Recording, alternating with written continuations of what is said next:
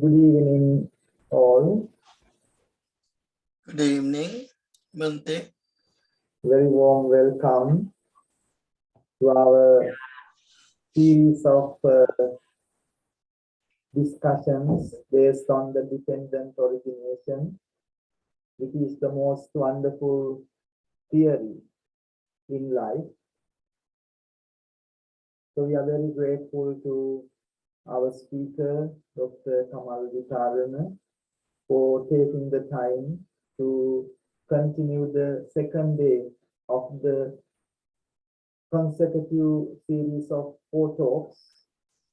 We are very grateful to have this opportunity. And we welcome you all for this very special occasion to share very important aspects of our teachings with regard to the life and understanding the very important part of our consciousness formations and how it can be elaborated in the dependent theory or condition genesis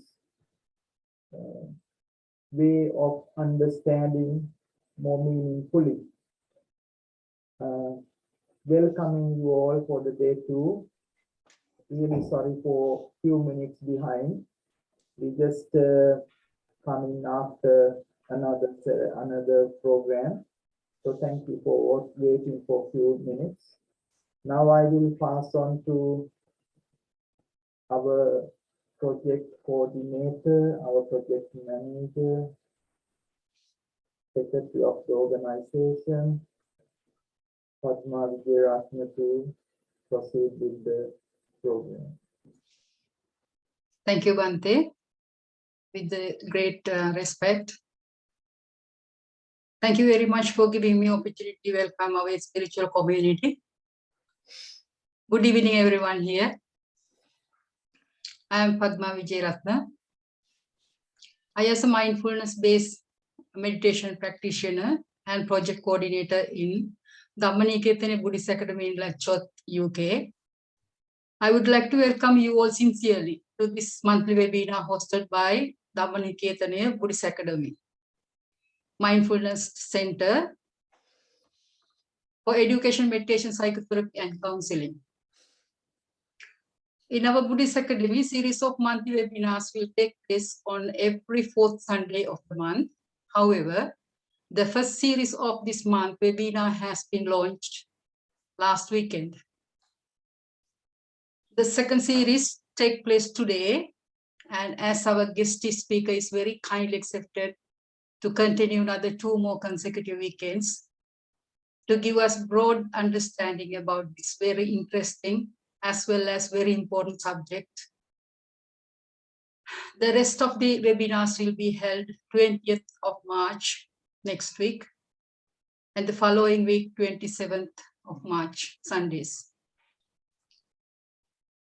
Please keep your days free now itself if you are interested. These webinars are eagerly offered mental well-being, art of living happily, through the mindfulness meditation.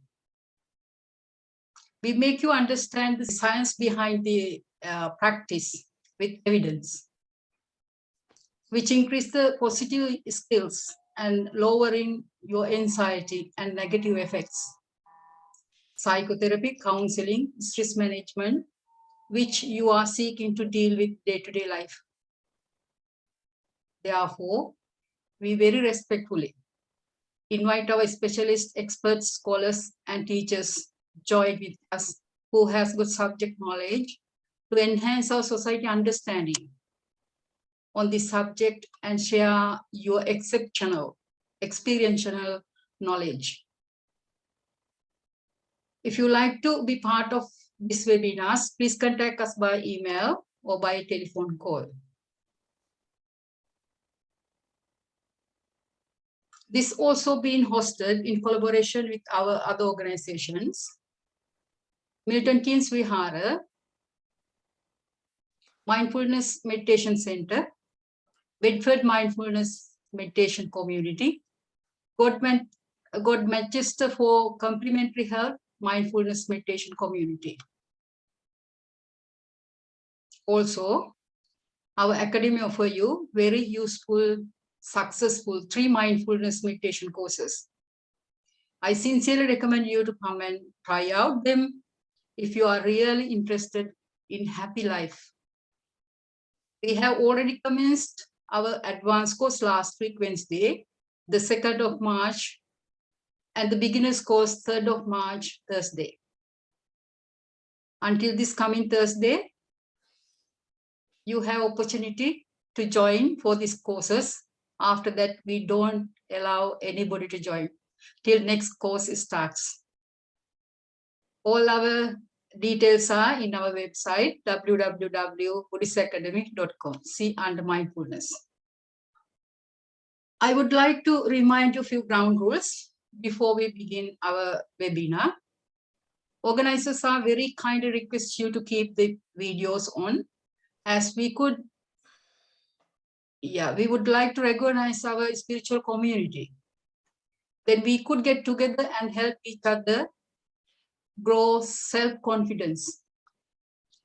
Please keep the mics always muted unless you wish to say something or asking questions during the question and answer time. Please use question and answer time to ask any questions. Also chat box to post your questions. Please avoid any external disturbances during the sessions to support the speaker to deliver the sessions well. Please note, this webinars will be recorded and later available on YouTube for our community support. On behalf of Bhante Reverend Apura Samhita and Letchworth Dhamma Nikethanaya Buddhist Academy, Mindfulness Meditation Center, and Milton Keynes, Bedford and God Manchester Mindfulness Community. Now, I would like to introduce our guest speaker today and warm welcome him. He's Dr. Kamal Witharana. I am very grateful to Dr. Kamal Witharana was accepting our invitations for this evening to present the webinar. I am sure most of you are here, have listened to his teaching many times.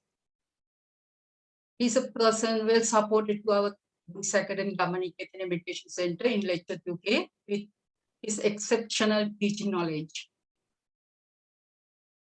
He currently lives in UK and working as a medical doctor, and in addition working as a lecturer in public health, clinical skills, and health and social care. He volunteers for Positive Psychology Guides, Guilds UK, and conducted a research for them on link of mindfulness meditation and dealing with challenging behaviors.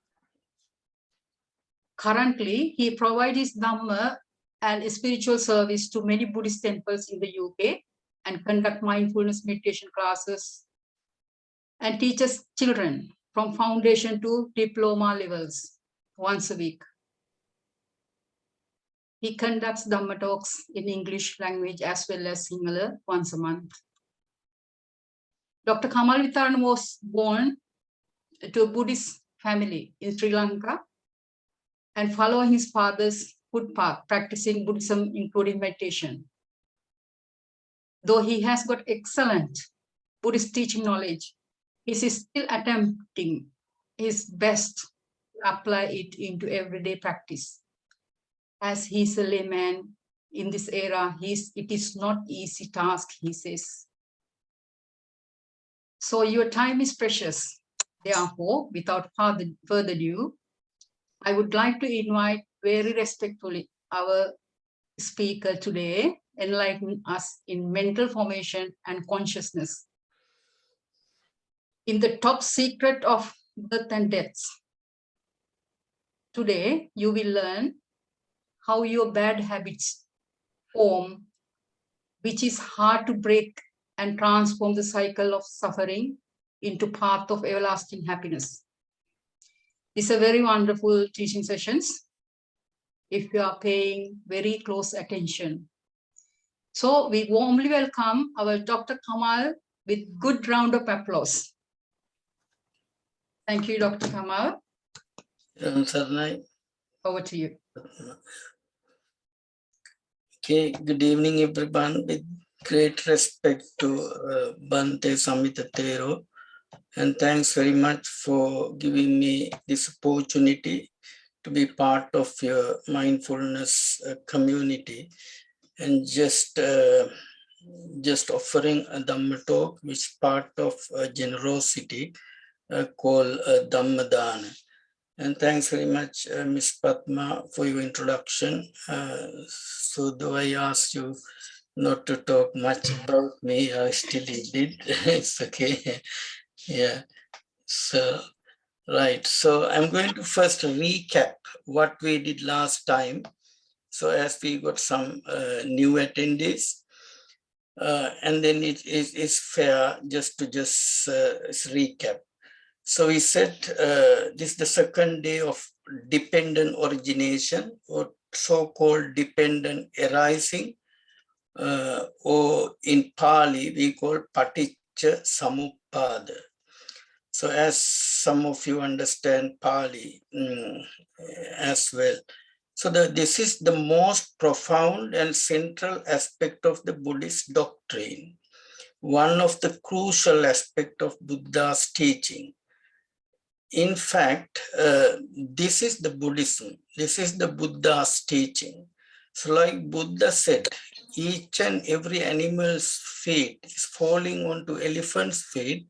So therefore, this is the elephant feet. So if we go through this teaching, we know Buddha's teaching. That's why Buddha said, one who sees dependent origination sees the Dhamma, and one who sees the Dhamma sees dependent origination. So therefore, there is no Buddhism without dependent origination. So like I mentioned last time, the day of the enlightenment, during the first watch of night, Buddha had the knowledge of recollection of the past, or we call Pubbe Nivasanussati Jnana. So he started to think why people being born and dying, and just they going through samsara, a cycle of death, birth and death. So like Ms. Padma said, we're going to see how we could stop the birth and death. So, but there are two meanings of that.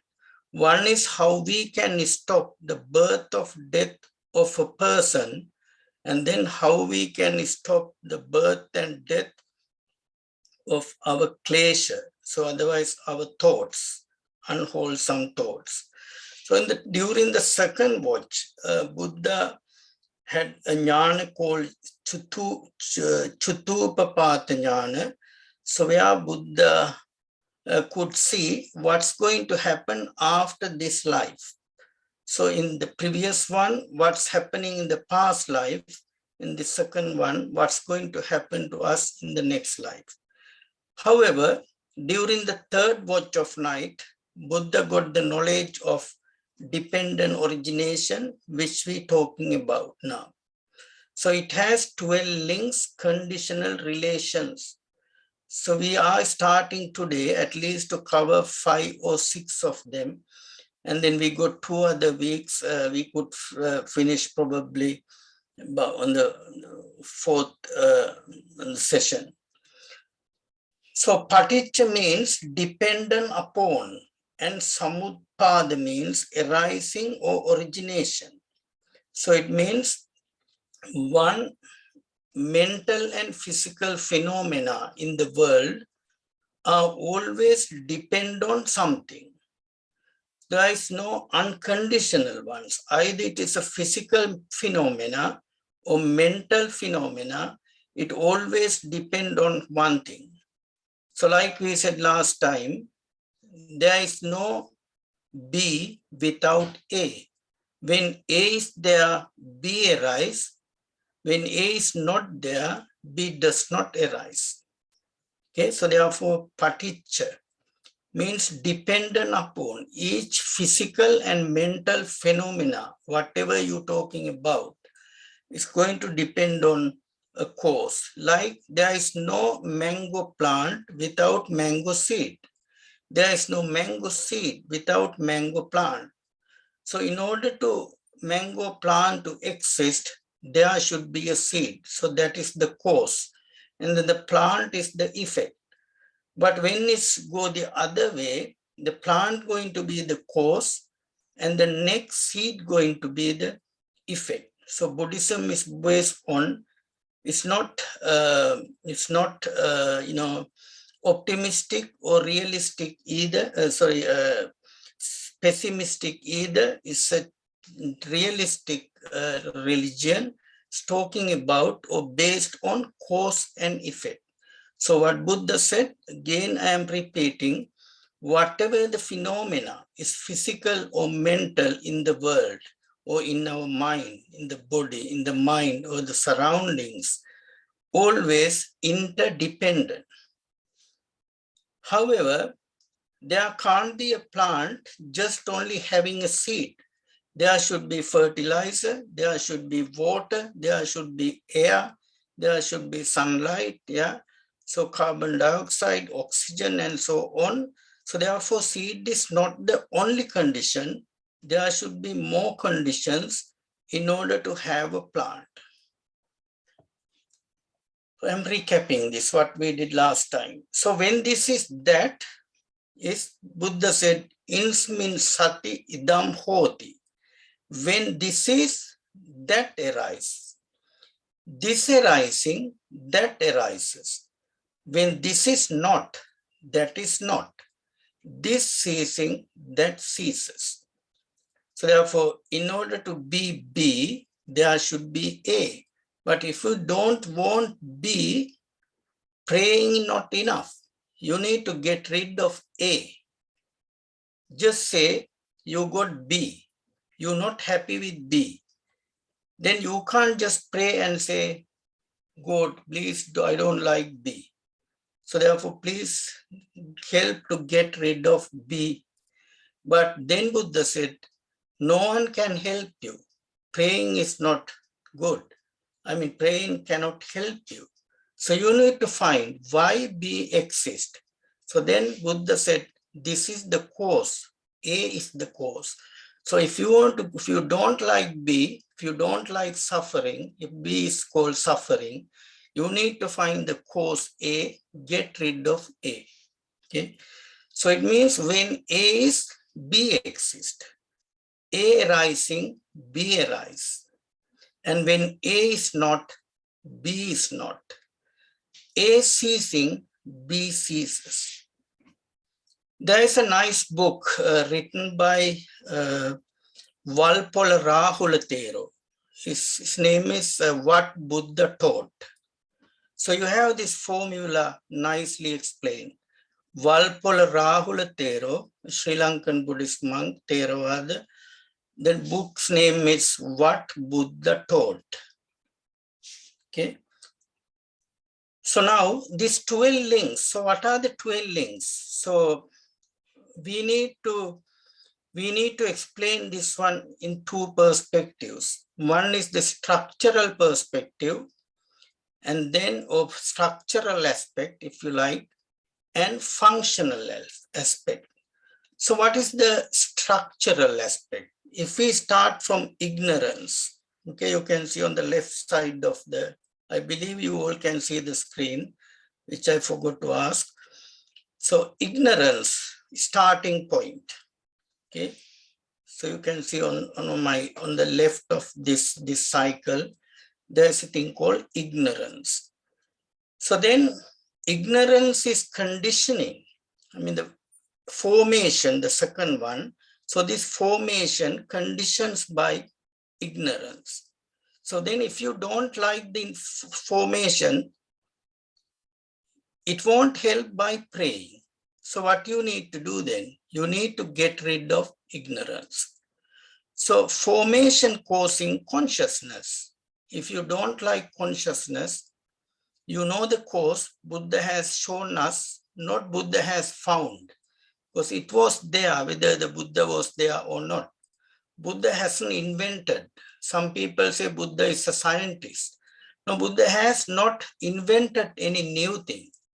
The Dhamma, what exists in the world, Buddha just opened it. You know, something being hidden in a box.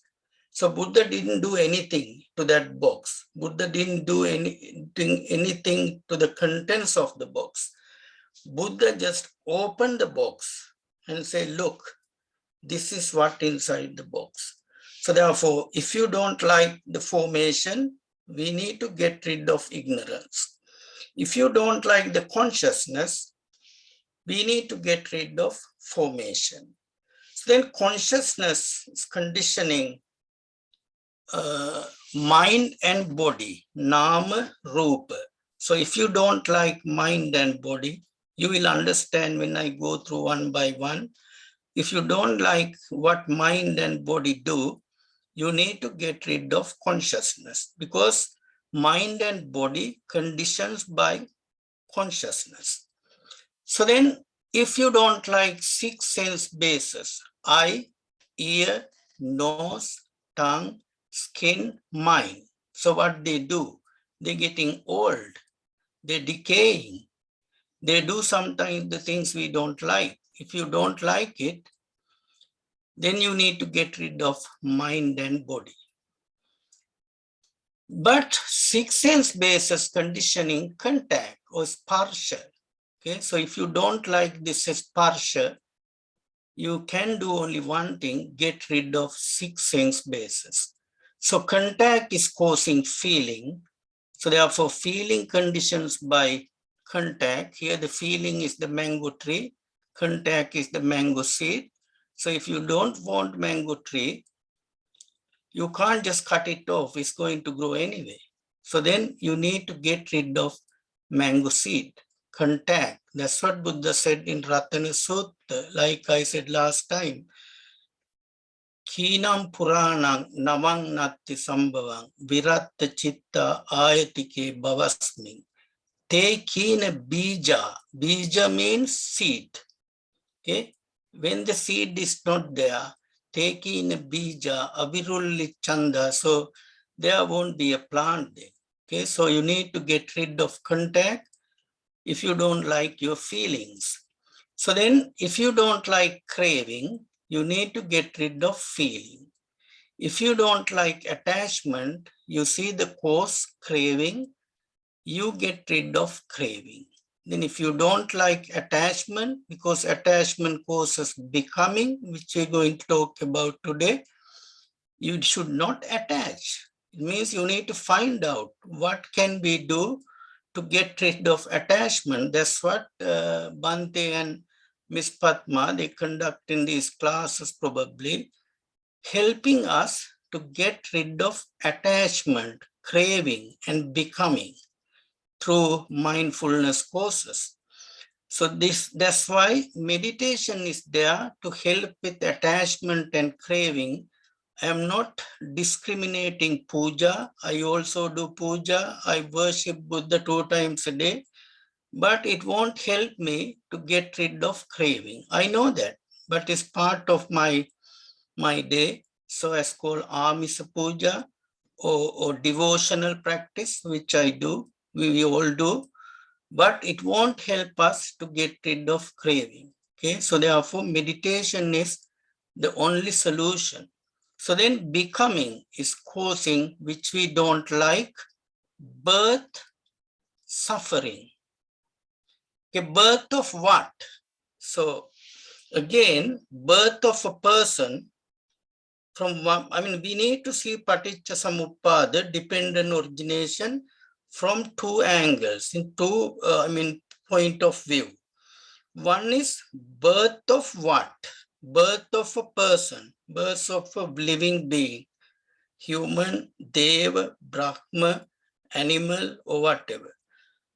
So the birth of a person, birth of 5 aggregates, that's one thing.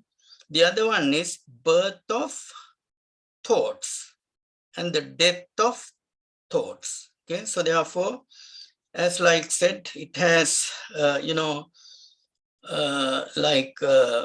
Nana Chitta. So it means a multi thoughts process. We can study this dependent origination. Same time, we can take the dependent origination for a one thought moment. This means birth of a thought, decaying of a thought, and death of a thought. Okay, so then becoming causes birth. Birth is causing suffering. Suffering is causing sorrow, lamentation, despair, disassociation with unloved ones, loved ones, association with loved ones, and sankichang, you getting what you don't want. And Buddha said, in short, 5 aggregates cause suffering. So therefore, in Pali, we normally call, so all the Buddhists are very aware, well-known one, jati, avidya pacchaya sankara, sankara pacchaya vijnana, vijnana pacchaya nama rupang, nama rupa pacchaya salayatanang, salayatana pacchaya passa, passa pacchaya vedana, vedana pacchaya tanha, tanha pacchaya upadana, upadana pacchaya bhava, bhava pacchaya jati, chara, marana, soka, parideva, dukkha, domanassa, so on. There are 11 of them. Okay. Now, before I moving forward, any questions so far, please? Okay. So then let's start from the first one, ignorance, because we can start from anywhere. So, but let's see why we suffer. We suffer because of birth. So why we are born? Otherwise, why thoughts are born? Because we are becoming. Because I am talking about 2 things. One is human's birth, or animal's birth, and thoughts of our different, the birth of our different thoughts. So then becoming caused by attachment, attachment caused by craving, craving caused by feeling, feeling caused by contact, contact caused by 6 sense bases, 6 sense bases caused by body and mind, nama rupa, and is caused by consciousness or vijnana, and is caused by formations, or we call sankara, and is caused by ignorance. So at the end of the day, who caused all these things? The ignorance. Okay, so therefore we need to see today what ignorance means. Okay, so we're starting with ignorance or delusion, or ignorance, delusion, or we call moha. It means distorted mind, the ignorance. We don't see the things as really they are. That's called ignorance. Okay, we don't see the things as they are, but we would like to see the things as them we like to be. Okay, how we like them to be, we like to take, but we don't like to see how really they are. That's called ignorance. But ignorance is more than that. So we will come to that. Okay.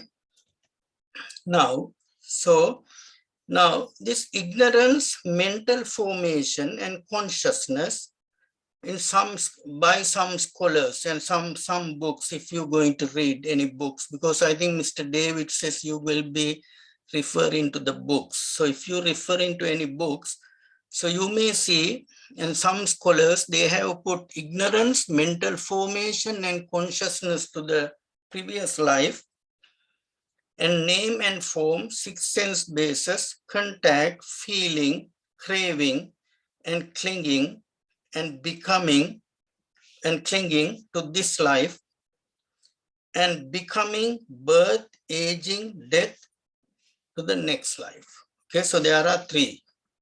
They call this prenatal, natal, postnatal. Yeah. So in some books you will see they're considering one thought moment. So everything happening, not even in this life, just now.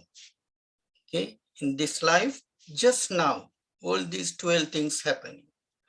So it means they were talking about, so it is in Abhidhamma Pitaka.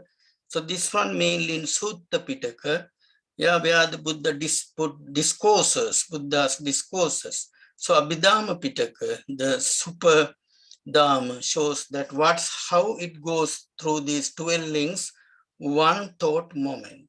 Okay, so if you refer any books, so you may find both, because especially the previous one was written by Buddha Goshatero. Yeah. Okay. So then what causes unhappiness? So why we are not happy? So we not happy. Either we have sorrow, lamentation, physical and mental pain, grief and despair, association with the unbeloved ones, separation from the loved ones, not getting what is wanted, old age, death. In conclusion, the 5 aggregates. So because of these 1, 2, 3, 4, 5, 6, 7, 8, 9, 10, we are not happy. Okay. Mr. Jason is writing, so therefore I just give time for him. Yeah, it's okay. So then, what is the initial reason behind of these 9 or 10? We said these 9 is causing unhappiness. So then we need to know what is the initial reason behind these 9. Okay. So what is the initial reason then? Anybody? Because these are the 9 things every day we face. Either today we face one thing, tomorrow another thing, or after a year another thing. So that's why we are not happy. So then who caused this one? It is because we are attached to an object, to a mother, or to a father, or to a teacher, or to a community, or to a statue like Buddha statue. When we lose it, then we are scared. Suddenly we lose the safe and warm nest. Yes, Shaldemis, yes. We are attached not exactly to the object. We are attached to the thoughts and emotions about that object. Yeah.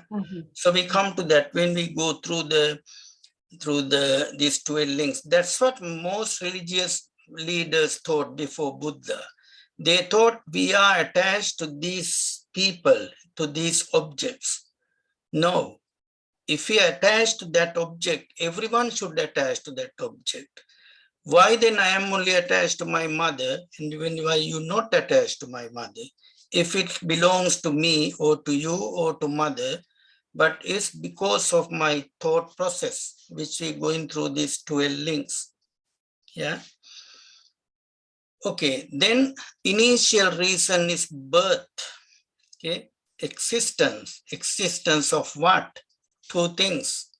So if we see that from one perspective, the birth of us, birth of humans and animals. The other one, if we take as a single thought process, okay, that's because of our birth of thoughts and emotions. Okay. Anyway, we having these 9 things because of someone's birth. So it means we have to get rid of birth if we don't want this one. So therefore, we can't just ask God, please don't give me sorrow. Yeah?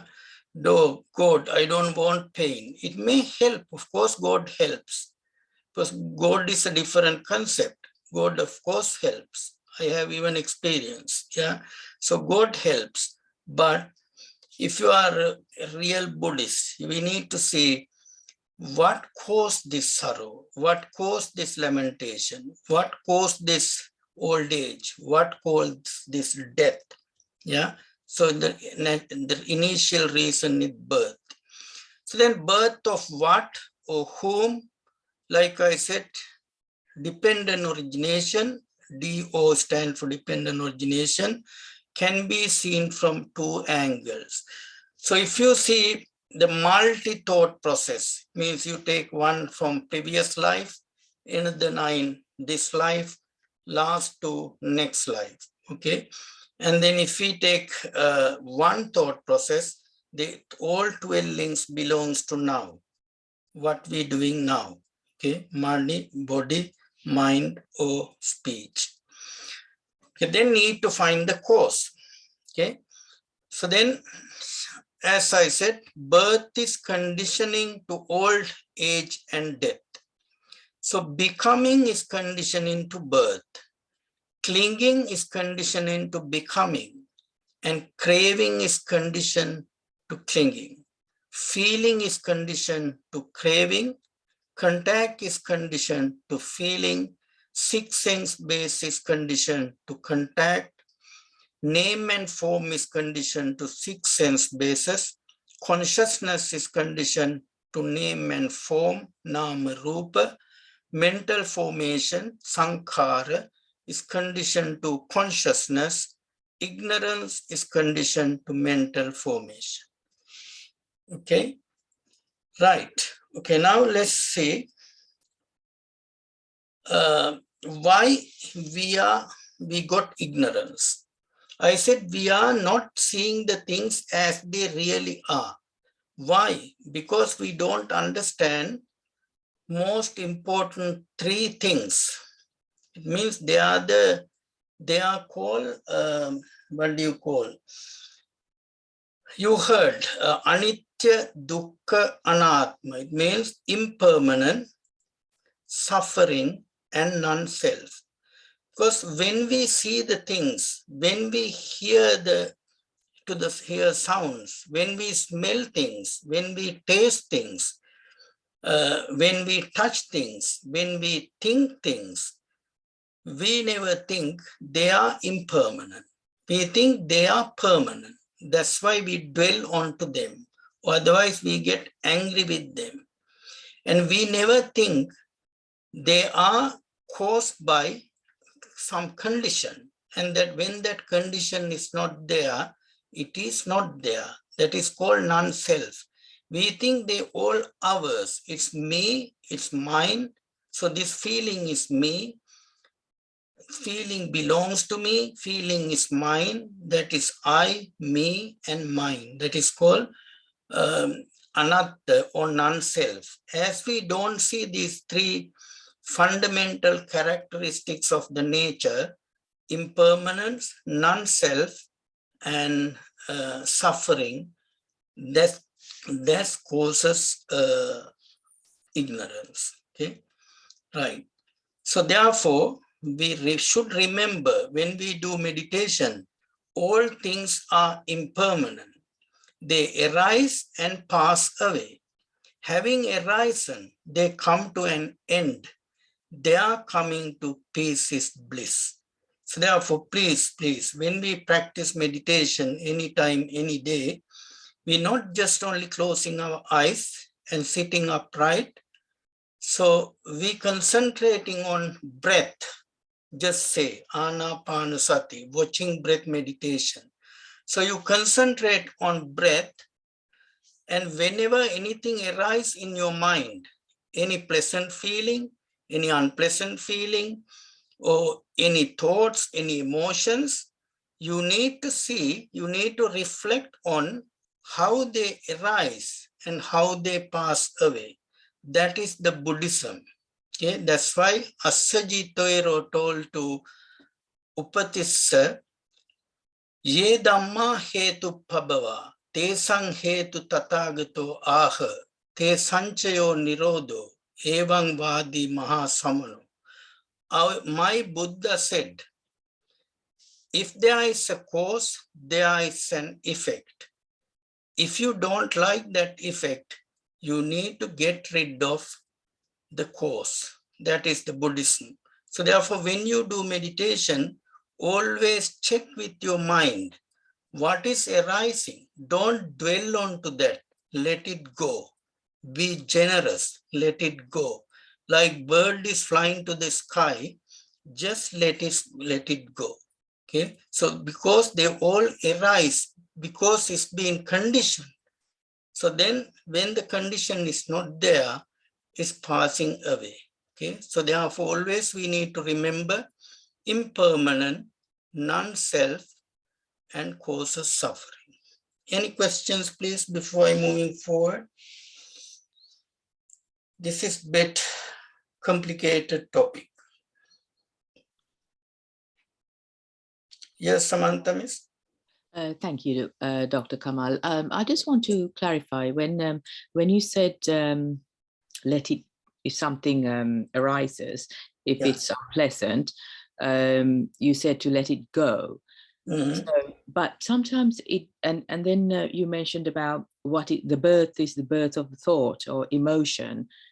So if the intensity of the thought or the emotion is quite, it depends on the intensity as well. Yes, it is. So you can't just let it go. So how would one learn to let go? Okay, good question. Because Buddha said, even Harvard University research shows, if you want it, let it go completely, you have to practice mindfulness meditation. It's not the Buddha. Buddha said something else. I'll tell what Buddha said. Harvard University most recent research says, if you want Miss Samantha to let it go completely, yeah, so at least to begin with partially, or then after that completely, we need to practice this mindfulness meditation at least 20 minutes a day for 28 days in a row. But you should have a proper guide. Okay, you can't just do it. So to begin with, you need to have a guidance, someone who could make you to meditate correctly. And then you practice this 28 days, 20 minutes a day. Then they found in research, the hippocampus getting larger, in our brain. So it's the neuroscience. And then there's a thing called gray matter. So the gray matter of the brain is getting, wider. And then you become less stressful. And our cortisol hormone level is going down. So, but what Buddha said, if you want to completely want to go to the blissful state, because Padmami said, I was trying to enlighten you. Yeah. So enlightenment, complete enlightenment, if you want to reach, it takes from 7 days to 7 years. Yeah. It takes from 7 days to 7 years. So therefore, this is not something, Miss Samantha, we're doing just sitting upright and closing our eyes.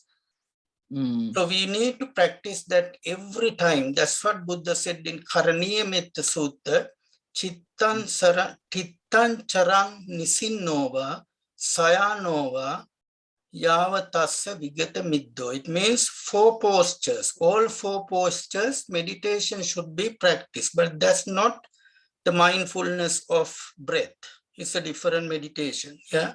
So it means while sitting, while standing, while walking, and while lying, reclining, you have to be mindful.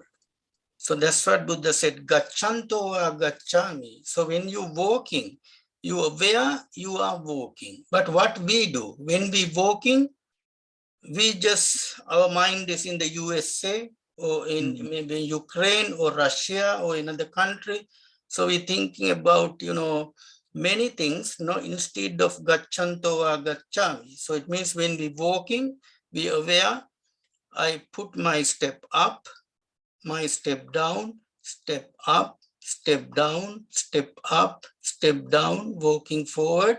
So each and every moment we have to be mindful of what we are doing. And then there is another type of meditation. So you each time when you do the things, when you wash, Buddha even said when you defecate, when you urinate, when you brush your teeth, when your hands up, when your hands down. So you have to be mindful. So therefore, this is not like kind of we sitting for 15 minutes, meditation finish, we keep the meditation on the cushion and we leave. And then we come back next day, again we start meditation from the cushion, we leave it again. It's going like that. So therefore, if you want, you need to train our mind. Now just think about our physical body. Now, if you want really be physically fit, you have to do exercise every day. You have to regular go to gym. Then you can see, the better muscles. So, but if we stop for some time, it's not there. So, bhavita bahuli kata abhinyaya sambodhaya nibbanaya sangvatyati. Bhavita bahuli kata. So, you need to use it. You need to do it regular. Lovely. So basically through meditation, yes, thank you, doctor. So each time you meditate, you're changing your, so unknown to me, so my inner mind, the workings of the mind or whatever, so that I'm able to, the more I do gradually over the years, my mind will then be tough. I'll be able to sort of like then accept whatever is happening and cognize things and be able to let go with wisdom or whatever. Absolutely, Ms. Anand. But you made a very good point. You talk about intensity. So now, more intense you do meditation, more intense you can get rid of.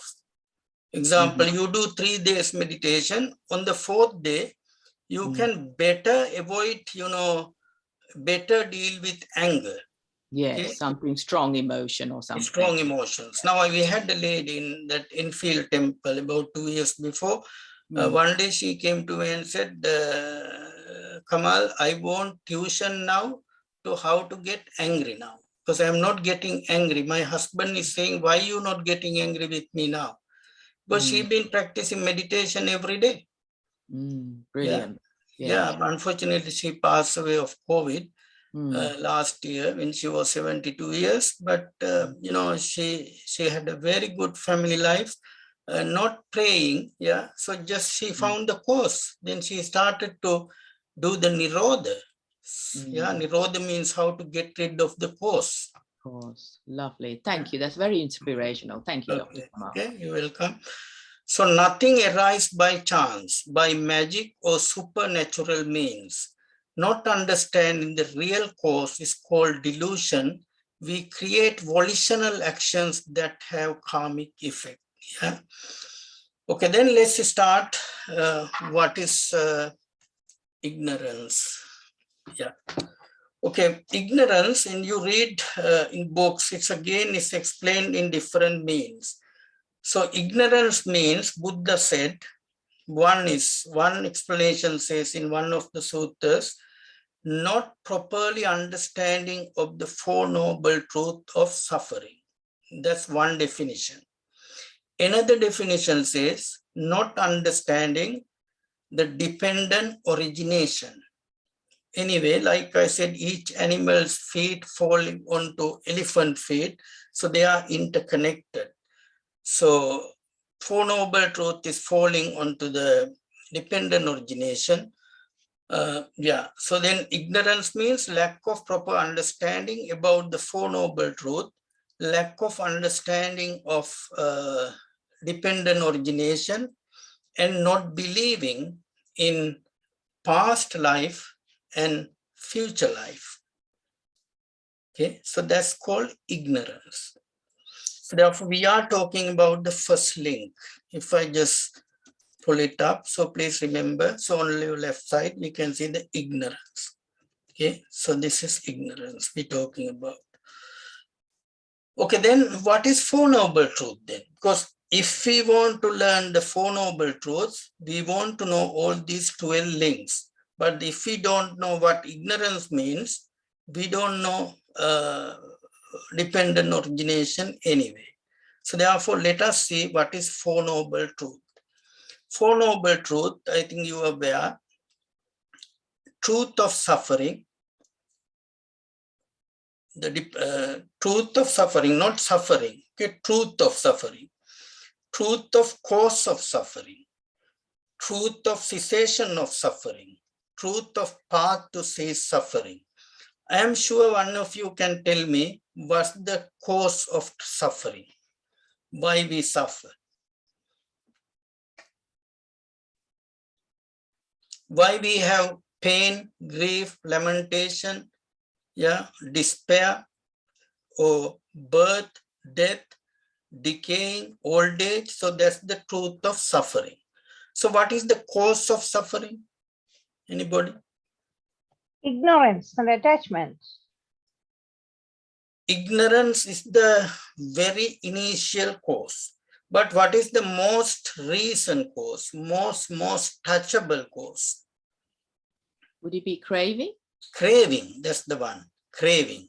So because of craving, yeah, craving occurred because of ignorance, but most touchable, most closest reason is the craving. So then truth of cessation of suffering, then what should we do to get rid of craving?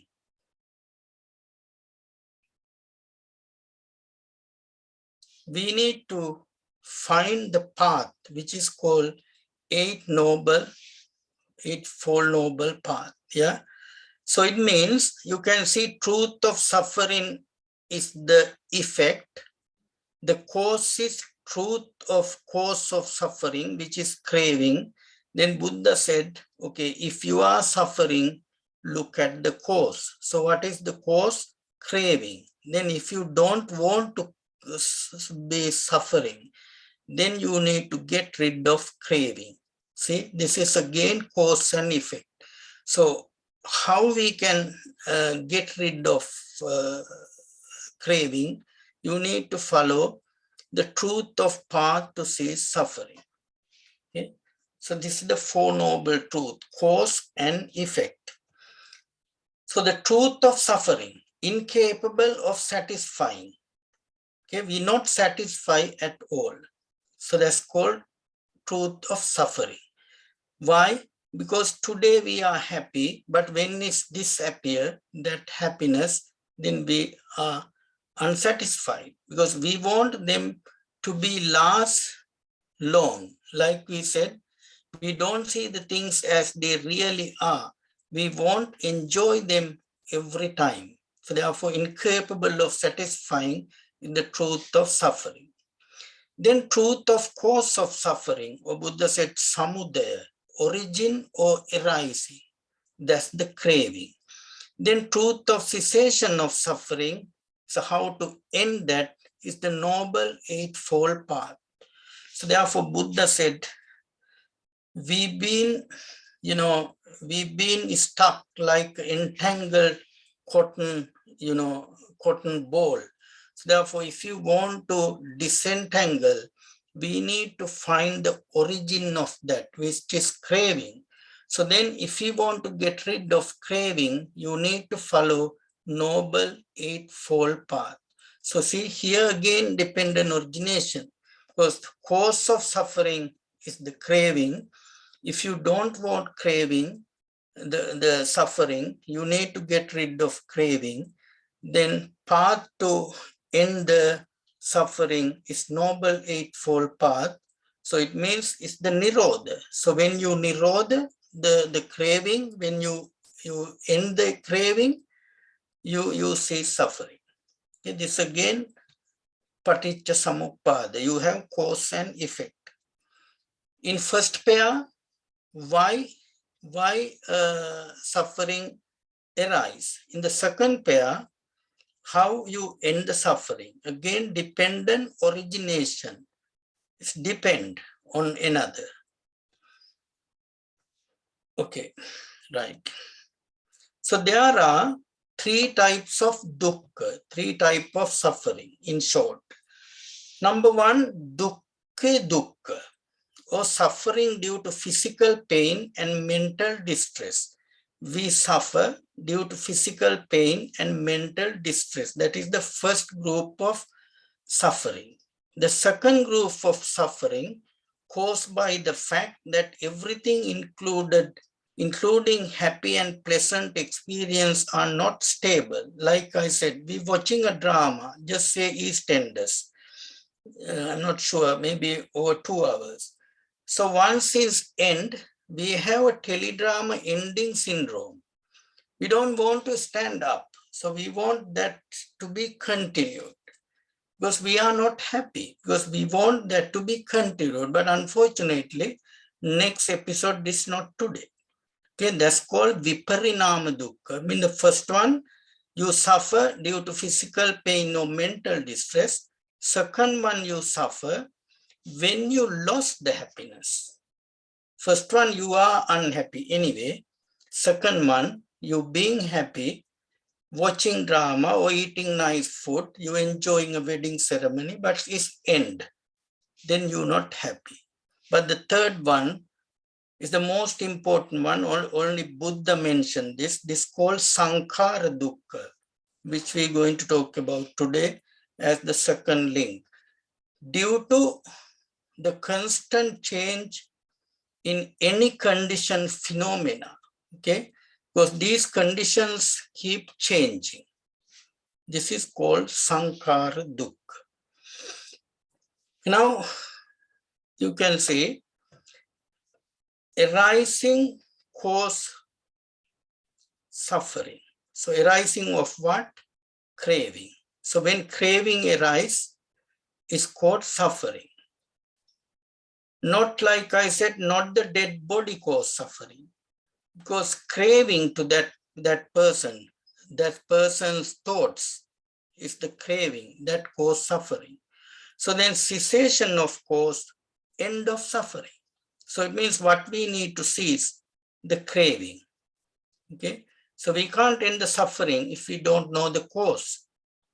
If we don't know which virus called COVID-19, yeah, so we can't make any vaccine. So we need to first, not the symptoms we need to treat.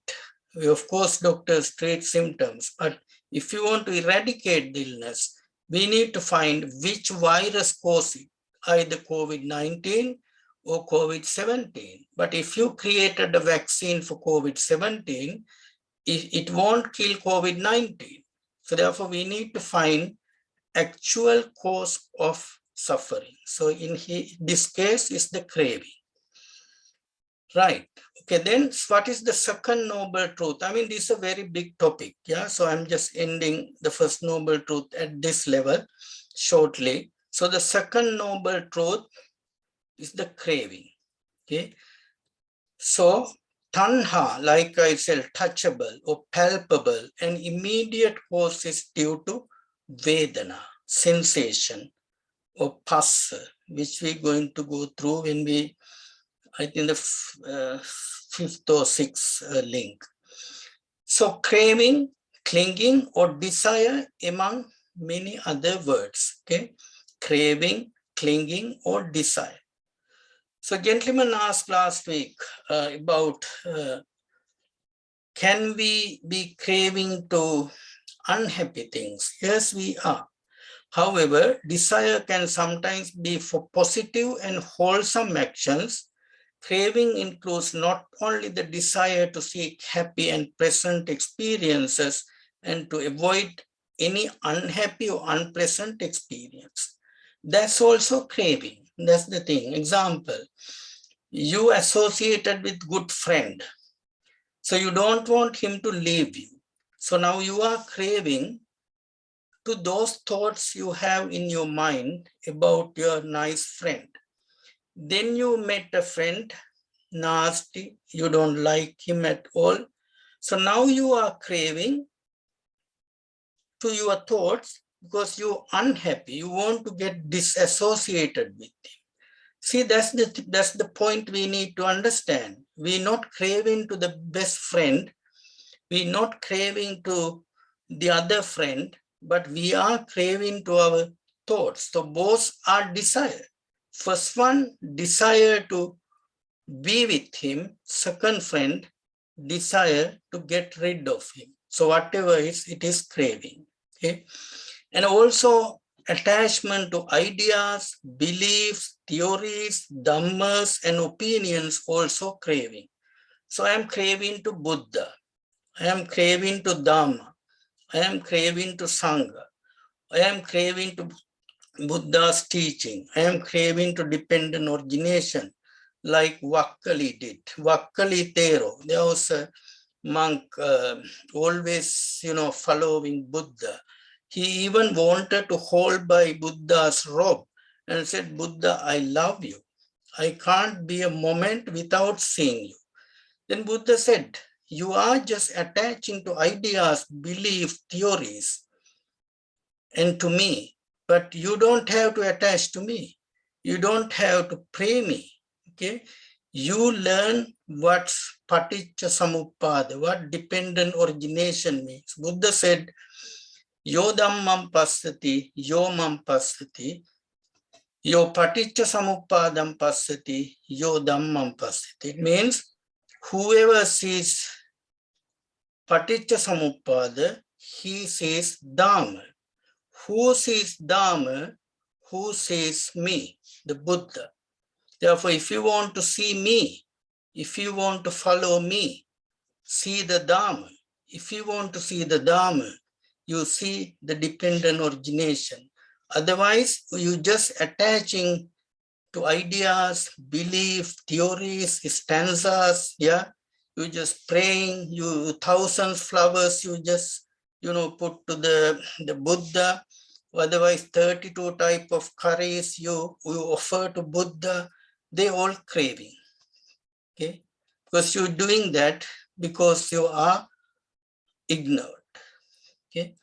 So the inability to see the reality of all the physical and mental phenomena is called again ignorance, that have the common characteristics of impermanence. So therefore, when you do meditation, please see these three characteristics. Buddha said, not just to see. Buddha said, see it and know it, okay? You know it and you see it and you reflect on it. Example, when you're doing meditation, so I know you're doing meditation with Bhante and with Padma Miss and all, maybe any other places, you just keep quiet, you close your eyes. Now you're watching your breath. Okay, I am aware of my in-breath. I am aware of my out-breath.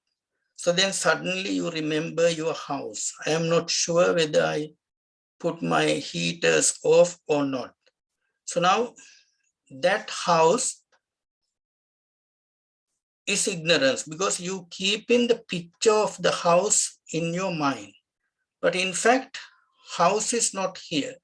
But even though if you're thinking 100 times whether you have turned off the heater or not, it's not going to help. So therefore, let that thought arise in your mind, then you understand why I have that mind, because I am craving to the fact that heater is still on.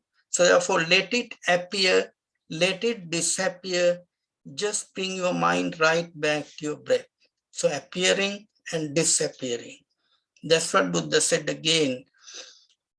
Anichavata sankhara upadavaya dhammino. Anything arises due to a condition, when that condition is not there, it ceases. If someone sees that, you come to a blissful state, okay?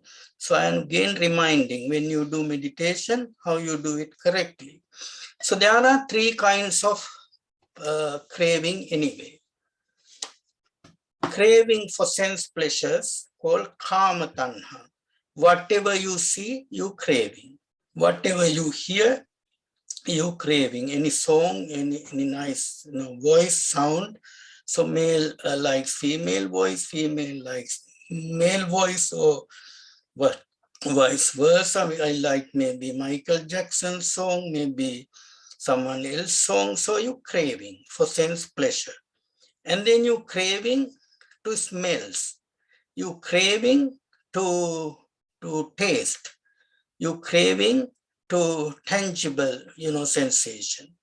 Then you craving to nice thoughts. So you're thinking about last holiday, but holiday is finished. You went to Greece, but you're not in Greece now. You in UK, but it's still Greece is in your mind. So you craving.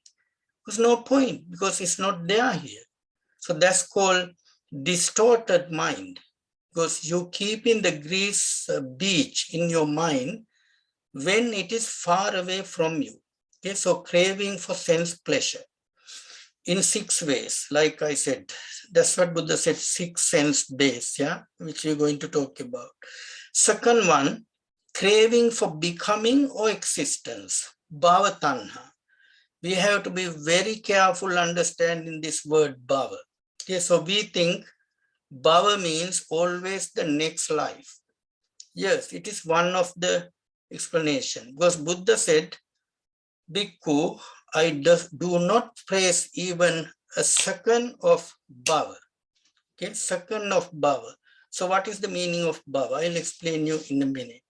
So the third type of craving, craving for non-becoming or non-existence, or called vibhava tanha.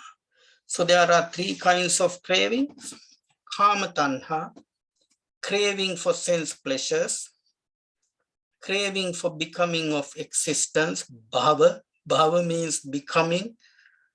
Craving for non-becoming or non-existence, vibhava tanha.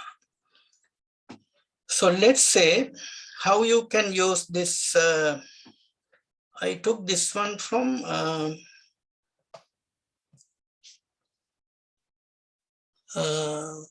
Asad Sutta. Okay, there is a question. 1 second, please. Someone.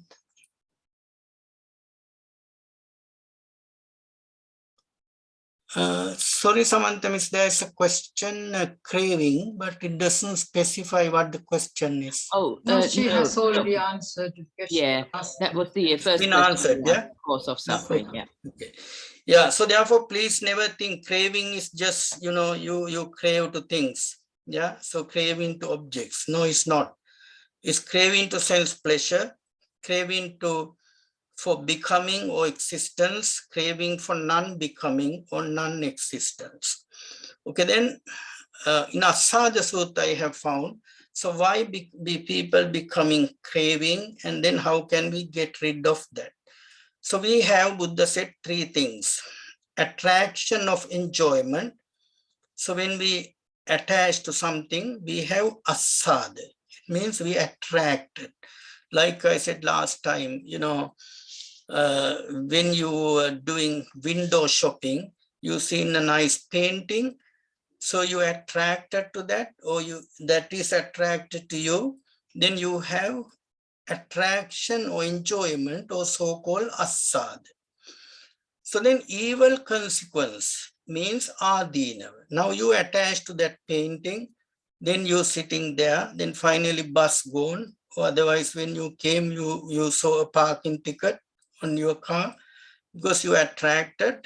Not only that, that is physical thing, but you coming with that attraction to your home. Okay, then you make argument with your partner. So why we couldn't buy it? Okay, we could have bought it. Then finally, you did not see the adinava because you have argument with husband or wife, yeah.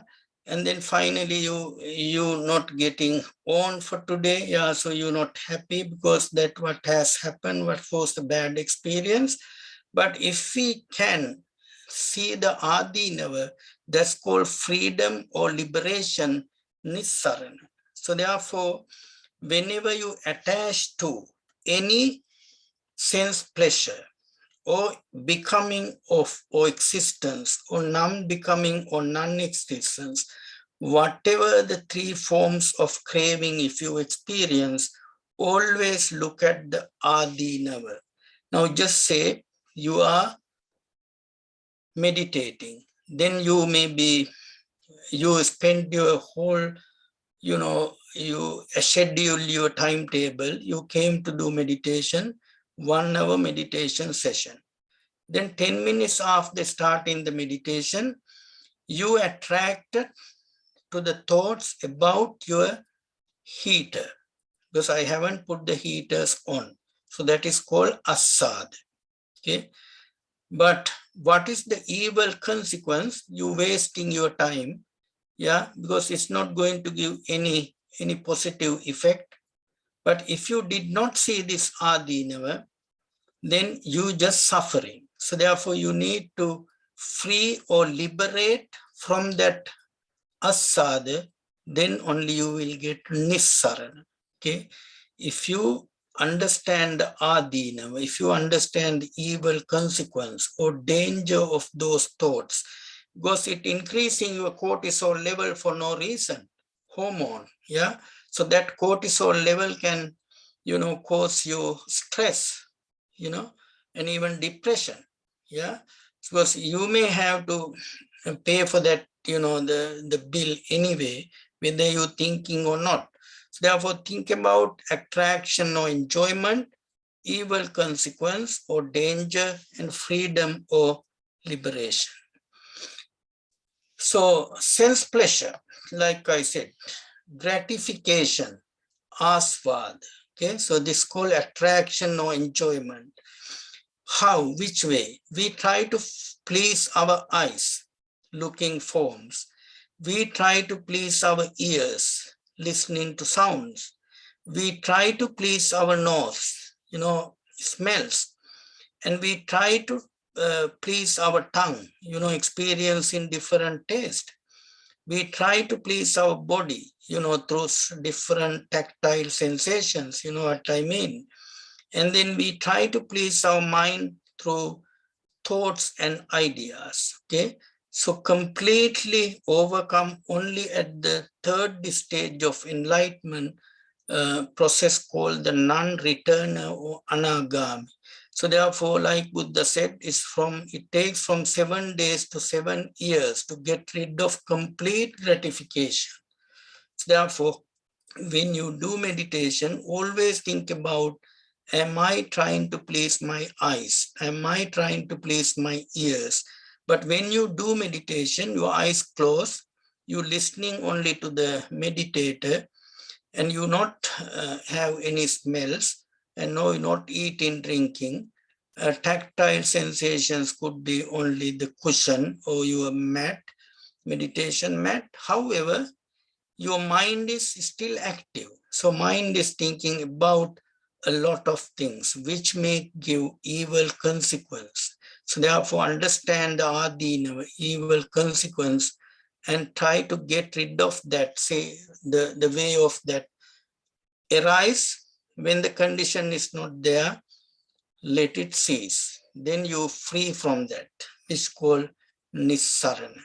Okay, let's see now what is the meaning of craving for becoming or existence, called bhava tanha. This is the craving to become something or someone. If we take that 3 stages, 3 lives, dependent origination, bhava means the next life. But if we think about the one single thought process, there bhava means become something or someone. So craving to be rich, craving to be famous, craving to be powerful, craving to be popular, craving to be attractive. That Buddha said, in one single thought process, you're going through different bhava or becoming, as well as craving to attain various spiritual attainments in this life, and to be reborn in higher and happier planes of existence, the urge to continue to exist in future lives, okay? So they all comes under bhava. This is called bhava tanha, or becoming or existence. So therefore, please avoid the myth. Bhava means only the next life. So bhava means could be craving to be rich, craving to be famous, craving to be powerful, craving to be popular, craving to be beautiful, handsome, pretty, attractive. All these mental status are called bhava. So therefore Buddha said, appamadena sampadeta. So be on the present moment. Don't think about another bhava. It means what I am going to be, who I am going to be in a minute. Stay where you are now. Okay, don't think about I'm going to be popular after this lecture. So I'm going to be powerful. I'm going to be famous. So that is craving. Okay. So therefore, stay where you are right now. Okay. That's called craving for becoming. Then craving for non-becoming. It means the craving may also be to rid oneself of unbearable physical and mental distress experienced during life. Contemplating suicide or an act of self-harming. Craving for non-existence include the desire for non-existence after death. Okay, so it means self-harming, trying to commit suicide, or otherwise I don't want this pain. I said last week, pain is inevitable, but feeling is optional. So therefore we think, oh, I am in this pain, my both legs amputated, I don't want to be in this pain. So that's called craving for non-becoming or non-existence. Now you understand.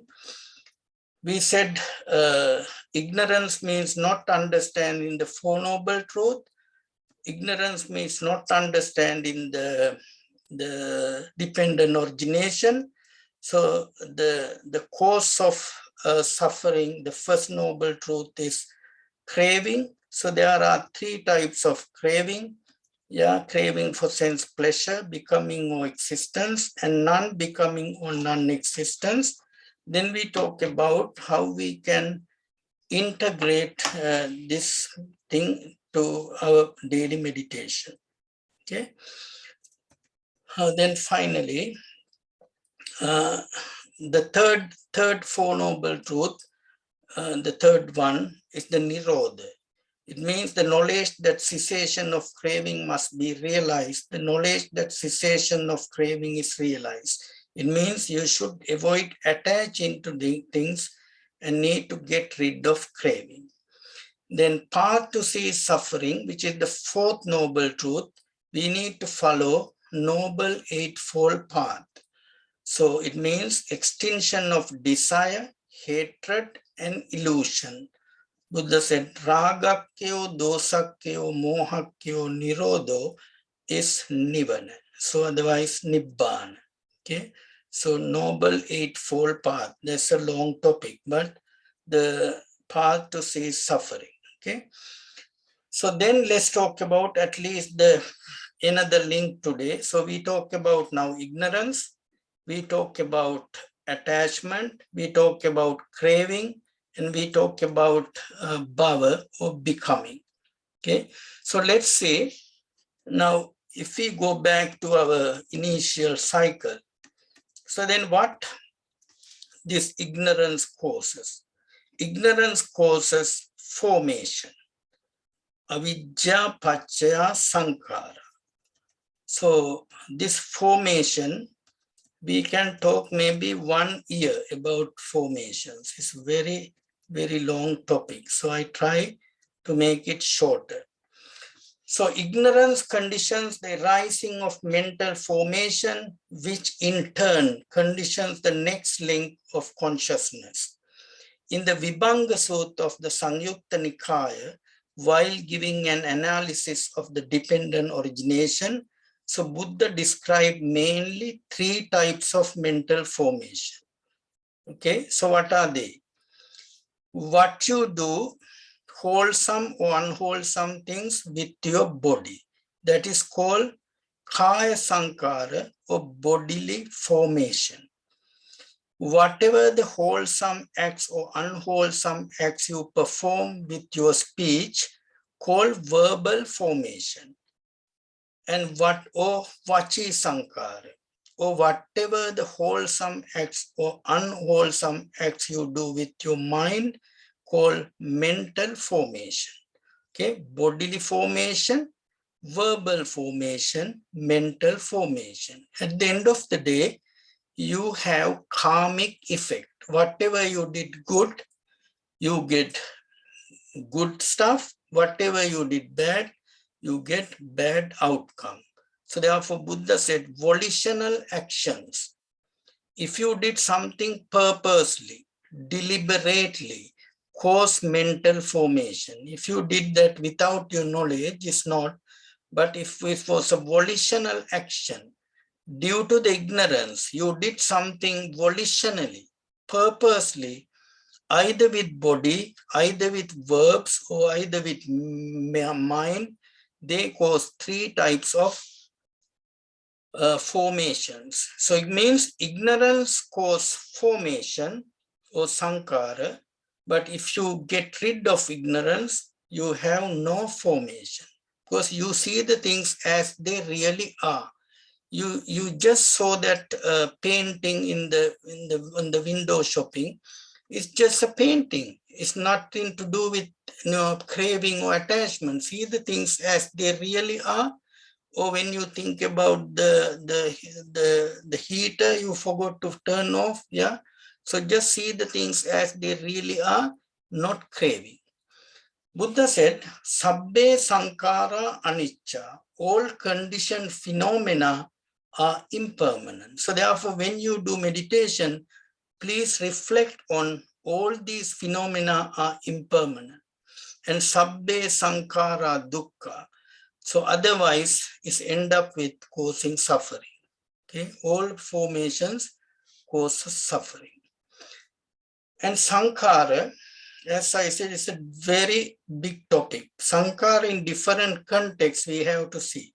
So there are 6 of them mainly. Sankhara as a conditioned phenomena. Sankhara as the second link of dependent origination. Sankhara as the 4th aggregates of the 5 aggregates. Sankhara as volitional formations. Sankhara is in meditative practice. Sankhara in other contexts. But we try at least to go through the second link of dependent origination, Sankhara. Okay, mainly there are 4 types. It's very difficult to translate to English. Sankata Sankhara, Abhisankata Sankhara, Abhisankaranka Sankhara, Payoga Sankhara. Just forgot about these 4. But in Vibhanga Sutta, Buddha explained in Samyutta Nikaya, bodily actions, verbal actions, and mental actions. So due to the ignorance, if you're doing any good or bad thing with body, if you do any good or bad thing with your speech, if you do any good or wholesome or unwholesome with your mind, they call mental action. Then in terms of your outcome, if you do meritorious volitional formation, you chanting discourse, or you're giving a Dhamma discussion, or you offering flowers to Buddha, you're offering foods to robe to Sangha, that's called meritorious volitional formation, good one. However, it won't help to attain Nibbana, because please remember, so though you do good things or bad things, they may not help you to go to the blissful state. So demeritorious volitional formation, the second type in terms of outcome, apunya bisankar. Okay, it means you killing, stealing, sexual misconduct, lying, taking alcohol, and those type of things, demeritorious.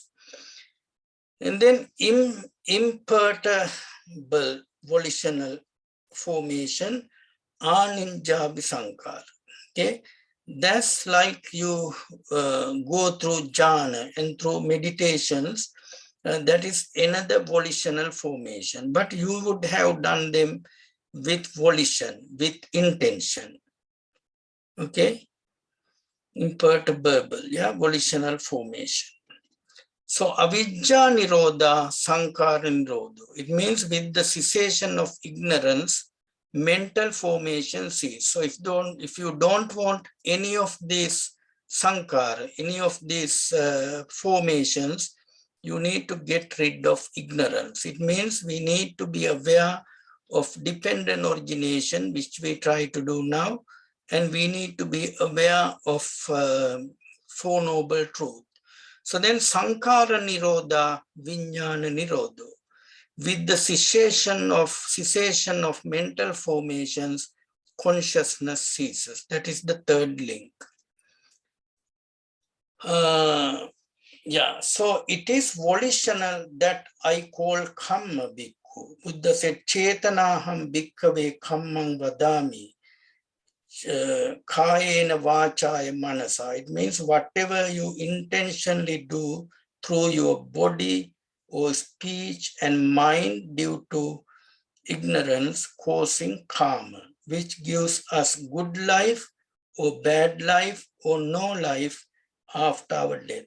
It may give good life, it may give bad life, it may give no life. So then finally, before I finish for today, 6 types of volitional formations based on the 6 sense doors. So what are they?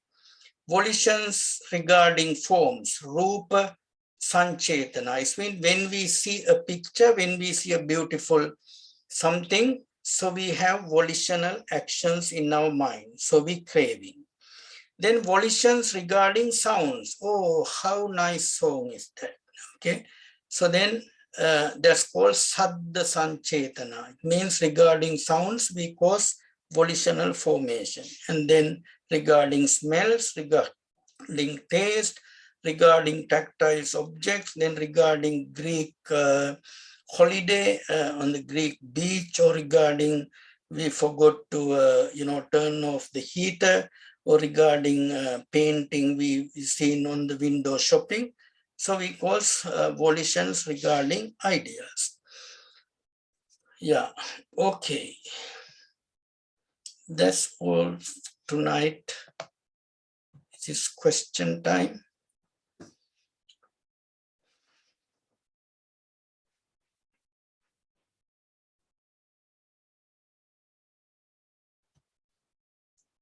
Any questions, please, or any? We got our Bhante and Dr. Thora, well-experienced scholars. So anything to add for us, please? Could I ask? Hello, everyone.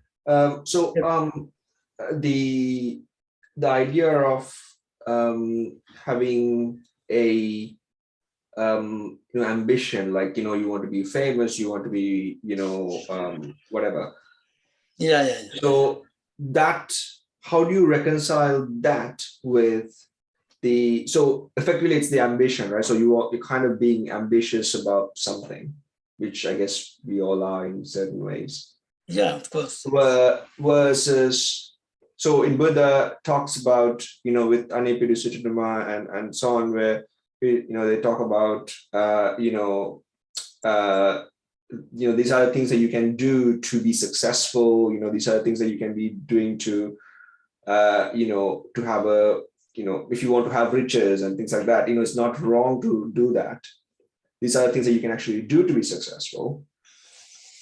Yes, how do you reconcile those two things? Yeah, once there was a Buddha's cousin called Mahanama Sakya. So Mahanama Sakya one day came to Buddha and said, Bhante sir, Buddha sir, I'm really worried because we are just, experiencing sensual pleasure. So we attach to, all these 6 sense base.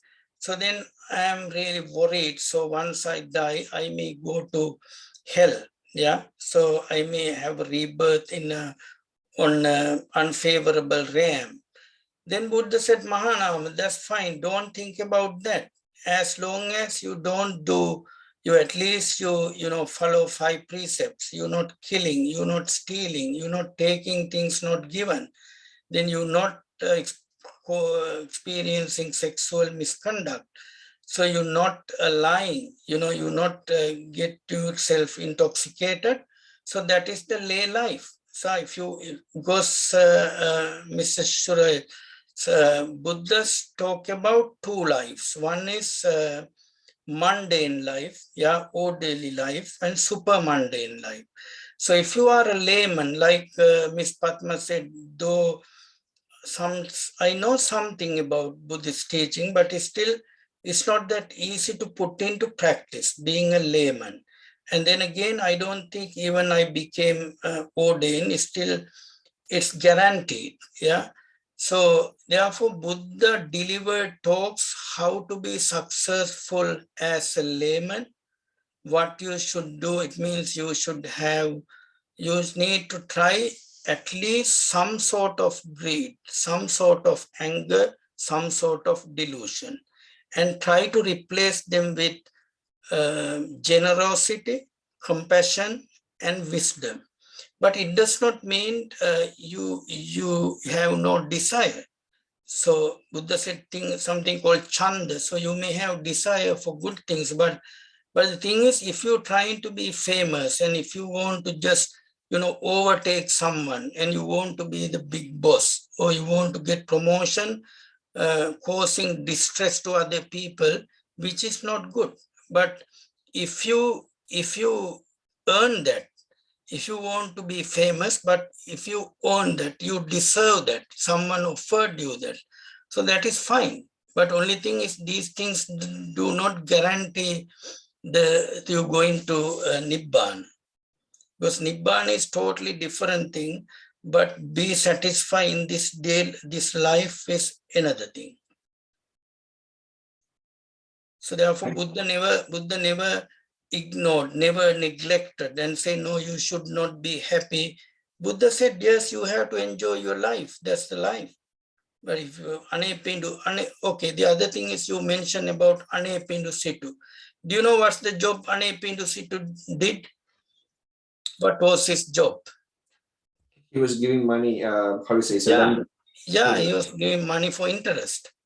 So, but in case, but it still he became Sotapanna, so stream enterer. So he entered the enlightenment path, the first stage, but he was just a private banker. He was just, lending money to people and charging interest on top of that. So, and then King Bimbisara, so he was, ruling the country, but Sotapanna. And then what's that lady, what's her name, who had... Sujata, for example. Is that Sujata? No, not Sujata. Who had Mela Palandana, what's her name? Yeah, she had about more than 24 grandchildren. So, but he also became, Sotapanna. So therefore, we can't deny our mundane life. But only thing is, we should not do bad stuff. I mean, 10 meritorious acts we need to do. It means we need to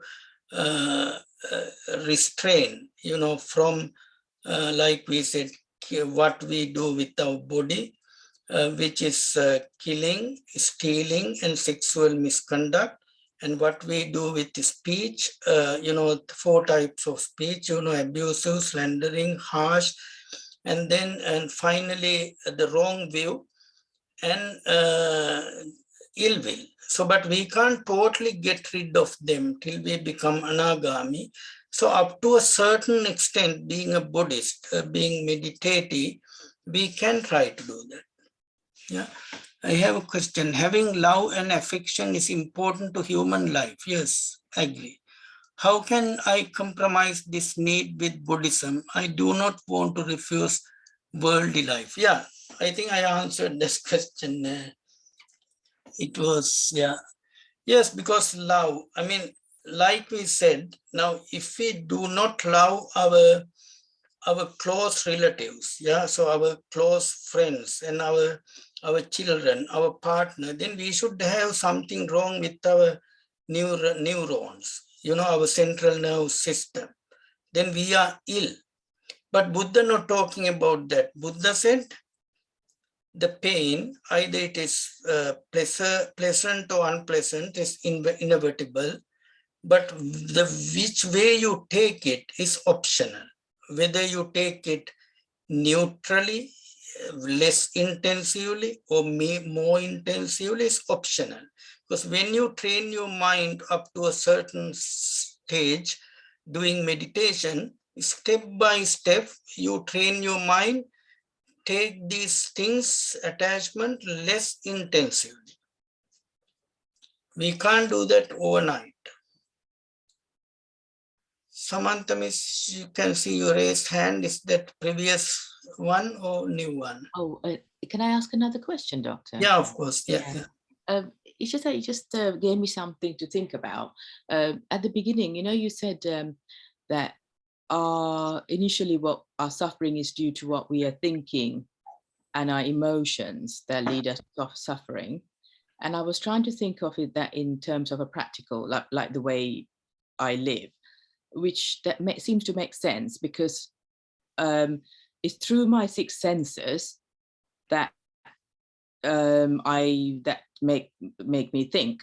My thoughts are starts arising, and then I sort of think, how do I my thoughts now? How do I react to a situation, and also my perception of? So the thoughts, the 6 senses are controlled by the external objects from outside, which I have no control of. They'll just come and hit my 6 senses.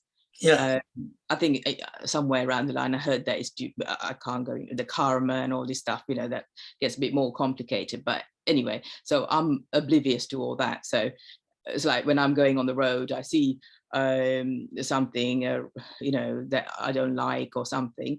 So be known to me that my thought of hatred or something might come into my mind. So, but if I change my perception of that situation, how I perceive it, that will have an effect on how I can control my suffering.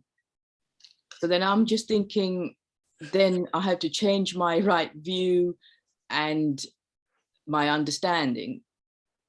So is that why Buddha put, so that then that, how I change it, that goes to the craving, to the feelings, the Vedana rather, from the dependent origination you were saying. So how it hits through my 6 senses, I'll get the craving is before that, is because of my feeling causes, whether I like it or not, will give rise to my craving. And it's that what now causes my suffering. Absolutely. And in order to get rid of that suffering, I have to change my view, which is the right understanding, and then get the right thought, which might be the right perception of looking at the situation. Something like that. Is Absolutely, that not something like that. What you said was absolutely correct. Not something like that. That's the one. How you perceive the world. So what are the 5? Buddha said, in short, Bhikkhu, 5 aggregates cause suffering. So what are the 5 aggregates? Rupa, it means the form. Second one, Vedana, feeling. Third one, Sanya, means perception. Perception you're talking about. Then fourth one, as a result of that, you cause mental formation. As a result of mental formation, you have consciousness, vijnana. So now let us see, normally when we see small babies, we like them, we attract, we enjoy, we have asada in positive way. But that nurse, I can't remember her name, in Manchester, one of the hospitals.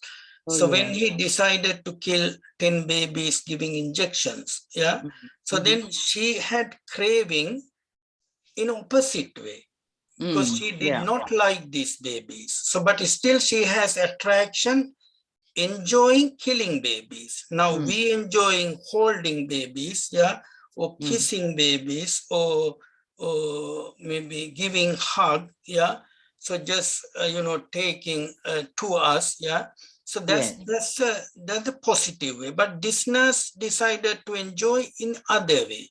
But if we know that by hugging, kissing, or holding, what is the danger, what is the consequence? So I may be classed as a child abuser, so otherwise I may just craving to these thoughts. Then I come home, also I am thinking about that baby, which is called adina. So when I see the adina, when I see the evil consequence of that, I don't either hug or I don't kill the baby. So that's the the path to liberate or nissarana. So therefore, you're absolutely right. If we can change the perception, that's what I said. The perception means the way we really see the world. But what is the meaning of world? We think the world means, Buddha said the world around us. But Buddha's meaning the world is eye world, nose world, tongue world, ear world, mind world, and the skin world, body world. So you see internal world. Yeah. So rather than we try to change the outer world, you change the inner world. That's what Buddha said in Satara Satipatthana Sutra. You know, ekayano ayam bhikkave maggo sattanang visuddhya. Finally, Buddha saying, you see the greed and aversion in your inner world. And then, so then you try to pure. So when you said that rupa in that one, is that the external object? Yeah, that of course external object. Yeah. Right. External object formed with apo, tejo, vayo, patavi. It means, you know, the solidity, liquidity, air, and the warmth. So whatever the forms, but there are 8 of them. But mainly, yes. Yeah.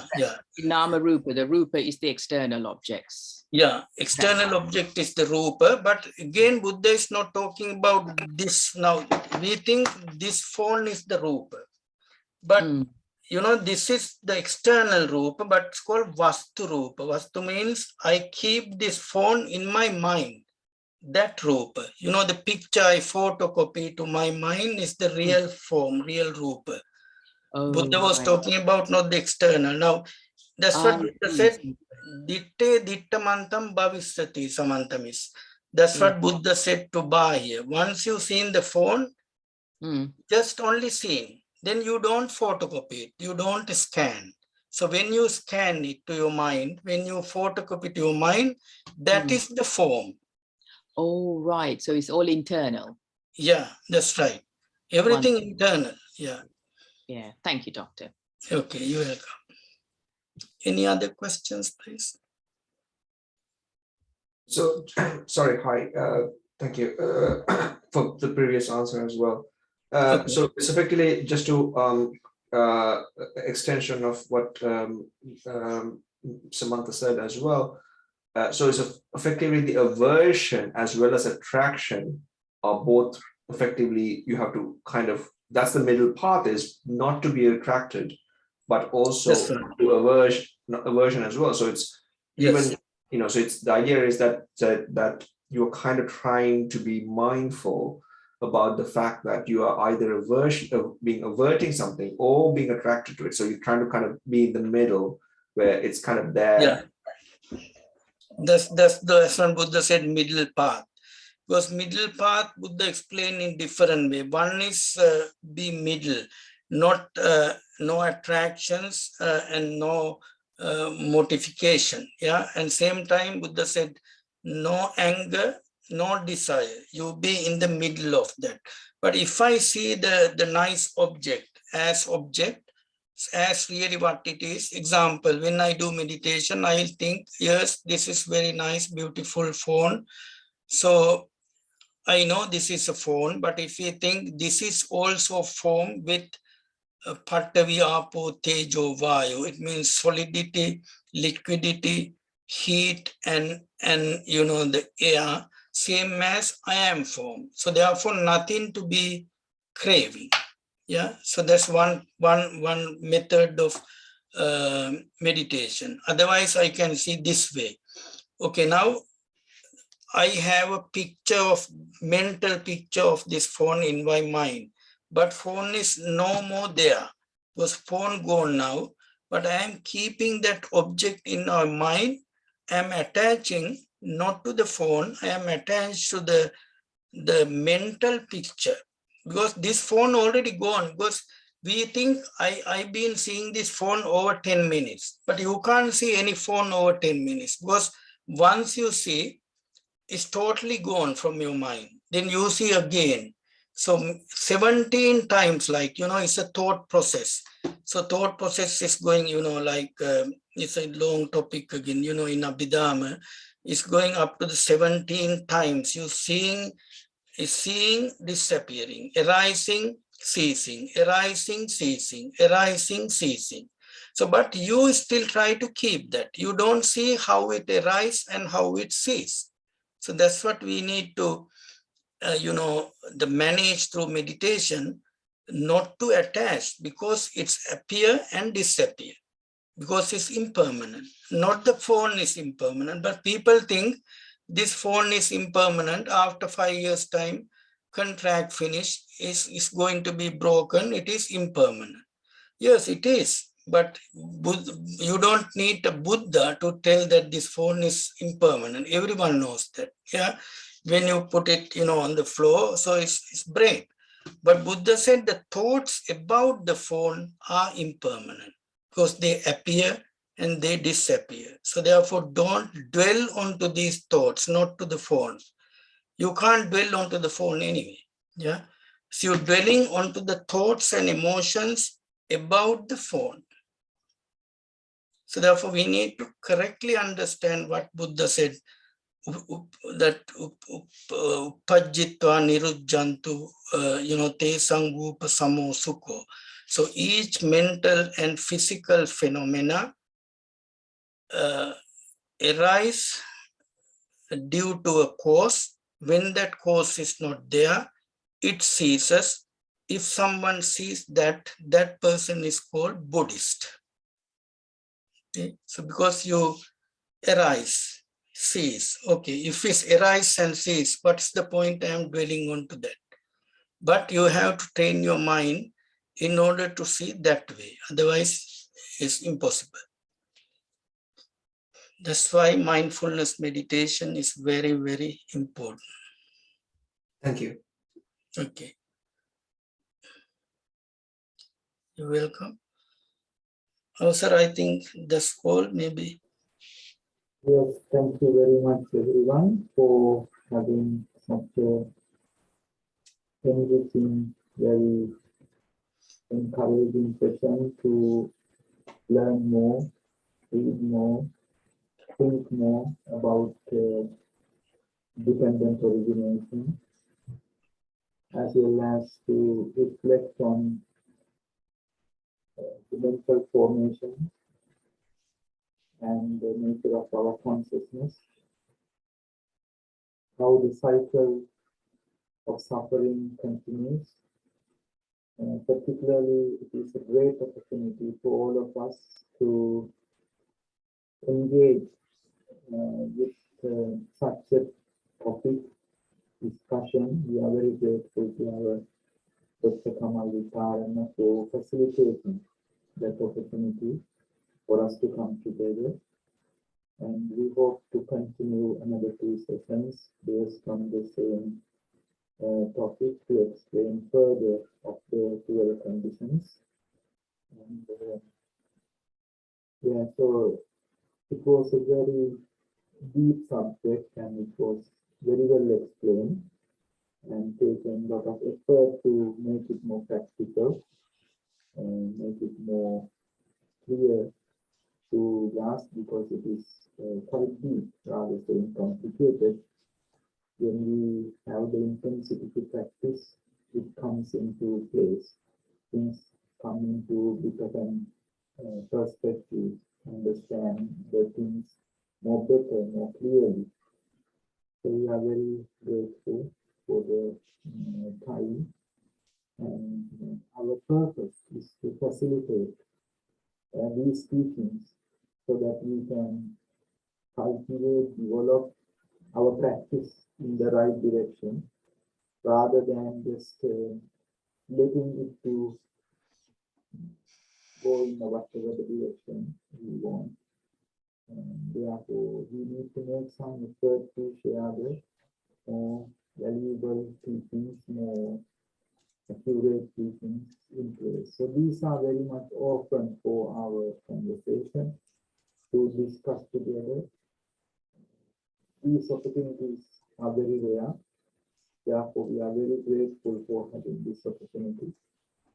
And I will kindly ask any comments or reflections from our Dr. Kira, who normally help us to keep this Sunday evening to broaden our understanding, help the community to learn more of those very important aspects of mindfulness teaching. After that, our doctor will do 3 minutes because we already been 9 o'clock. We're supposed to finish by 9. Maybe 5 minutes meditation will be okay to finish it. Our Padmanona will kindly close the session after the meditation. Yeah, any comments?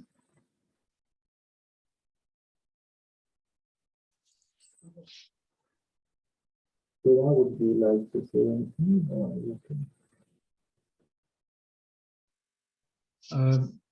Not really. Thank you. Thank you, Dr. Kamal. Thank you, Bante and Padma, for a very good presentation. I just want to say that, some of the questions that were asked, quite, I think, deep and good questions, but also that some of those answers aren't always like intellectual.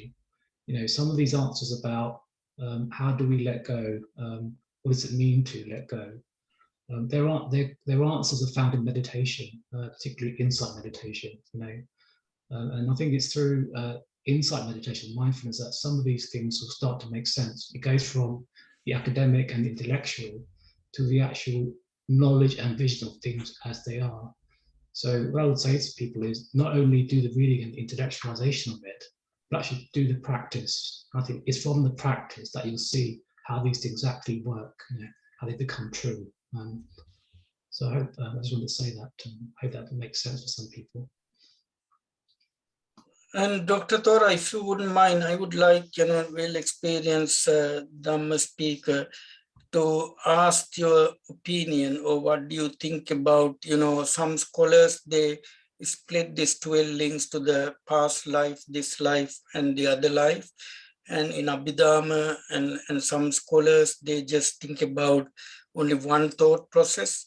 So what do you think about that? Yeah, I mean, I think that both applications should be used, because if we read the Visuddhimagga, in the Visuddhimagga, they use the three lifetime model, as you're describing.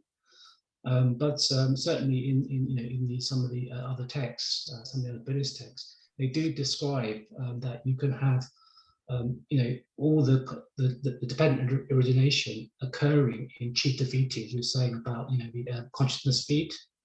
And so I've read both ways of explanations, and I think that if we look at how the Buddha explains things, he sometimes explains things in one way for some people, and other times he explains it in a different way. But so I think what we should do is actually embrace all the different ways and use each way when it's useful for us. So we can use the 3 lifetime model to understand samsara, but we can also use as you were saying, the mind moment model, or the process feed model, to understand how our consciousness works.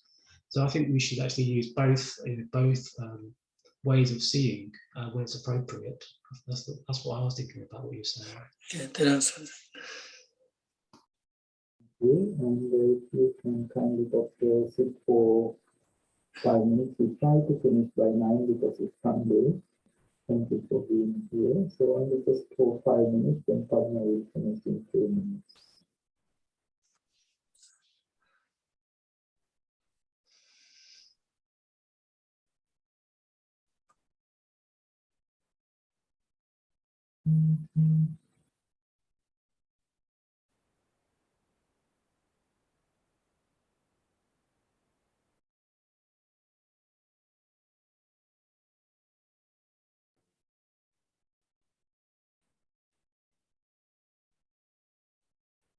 Experiencing present.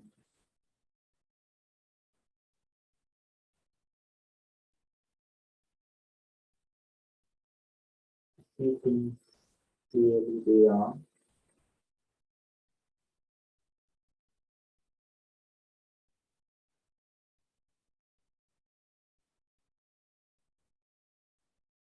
noticing the body and the bodily formation.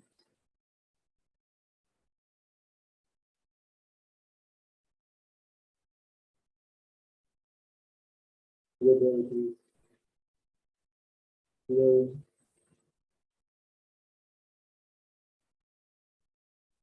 or sensations of the body.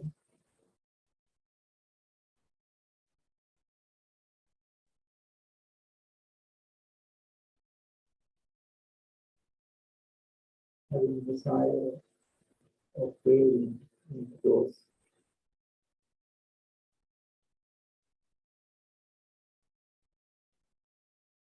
will lead into more attachment.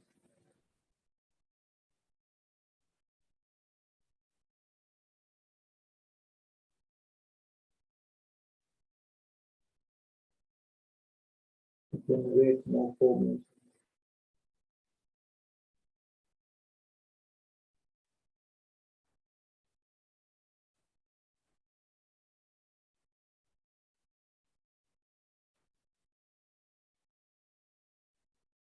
That thoughts generate more mental formation.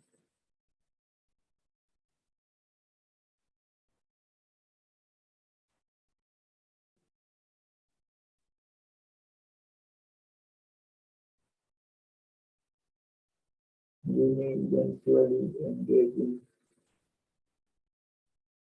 different form of conversations, discussions, arguments,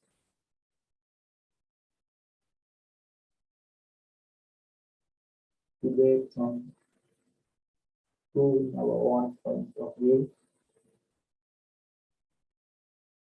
through verbal formations. Being insightful of the nature of those formations.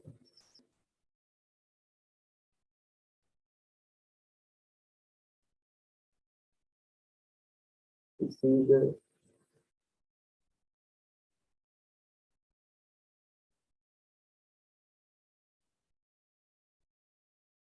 nature, the way we entertain, enjoy, engage. You see the consequences, results.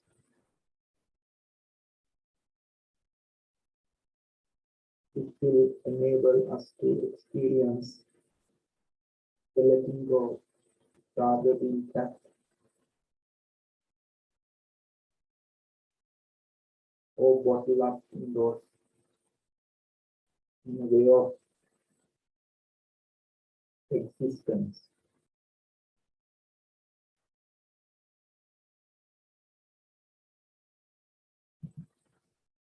Having the ardent effort, energy to progress in the path of practice is mindfulness insight. Let us finish our day with 1 minute stillness. The emptiness state of being here and now, contentment,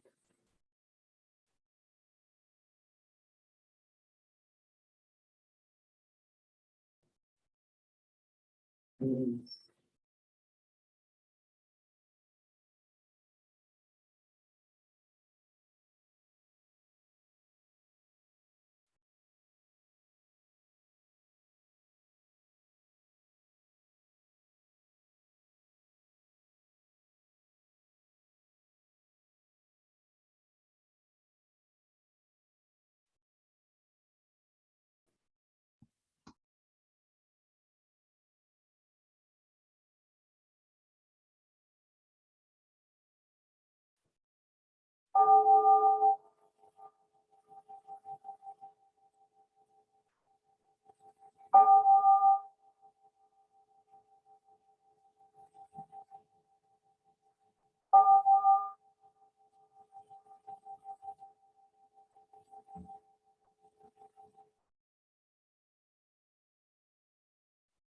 our palms gently together. Let us share our merits with our speaker today, making the precious time to share their teachings. We are very grateful. May our Dr. Kamal Witharana have all the good health, success, happiness, strength to fulfill all the aspirations, noble aspirations in the Dhamma. May his parents, family, and all be benefited from this wholesome blessing. And to all of you who are participating, your family, may they all be well. May these blessings bring healing to the world which is on flames due to this difficult situations, war or uncertainty or intensity of their emotions and feelings. May the whole world be able to release from those suffering. Thank you. We finished our session with 3 times sharing our gratitude and blessings. Our Padma Mana will conclude with the final reflection. Sadhu, sadhu.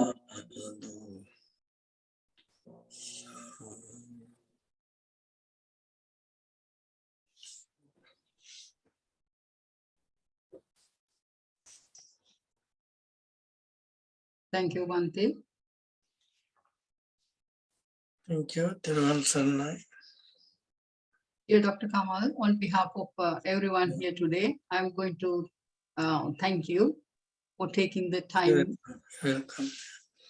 for enlightening us for this mental formation and the consciousness in this top secret cycle of birth and death.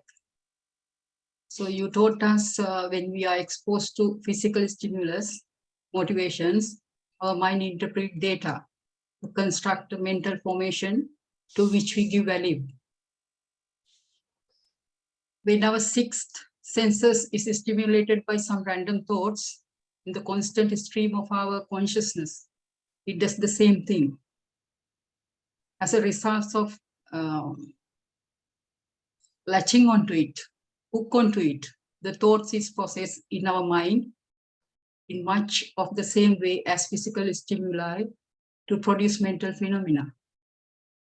Also, you have explained to us, in meditation, we conform how we perceive and process information to very significant. Because it is affected by our life experiences, habitual thoughts, patterns, and our emotions states. Our suffering is related to how we perceive things and the factors that affect that. You taught us we can eliminate the negative factors that influence how we perceive and process information.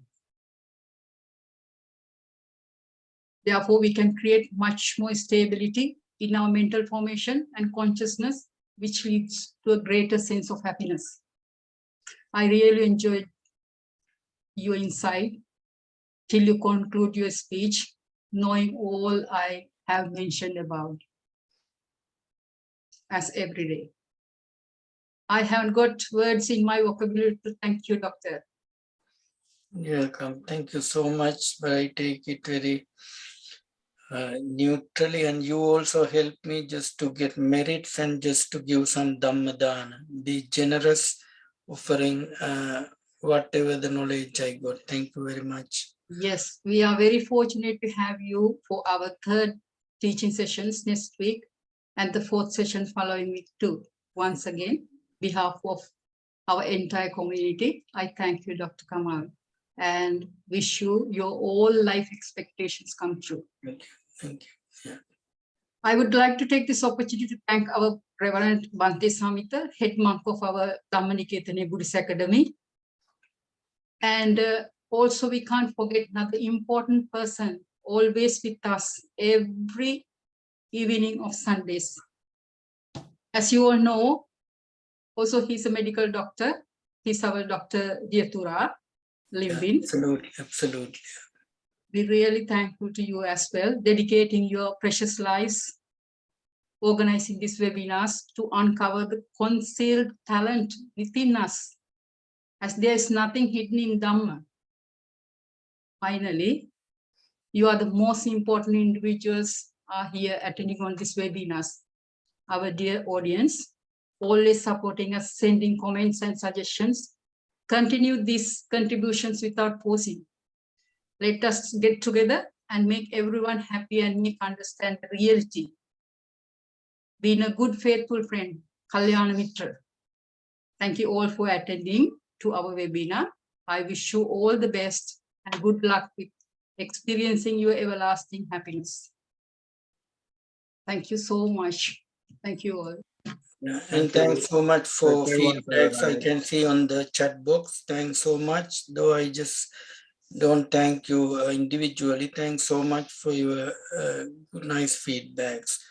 And again, Bante and Padma, miss you. Thanks again giving me this opportunity, and everyone else contributed with your thoughts, your questions. And again, I also totally agree, Doctor, without Torah, this platform is not full. So you should be with us always. Really appreciate. Yeah. Okay. Hopefully see you all next week. Okay. Then. Yes, you all. Everyone, Sanna. Thank you. Thank you. Bye. Bye.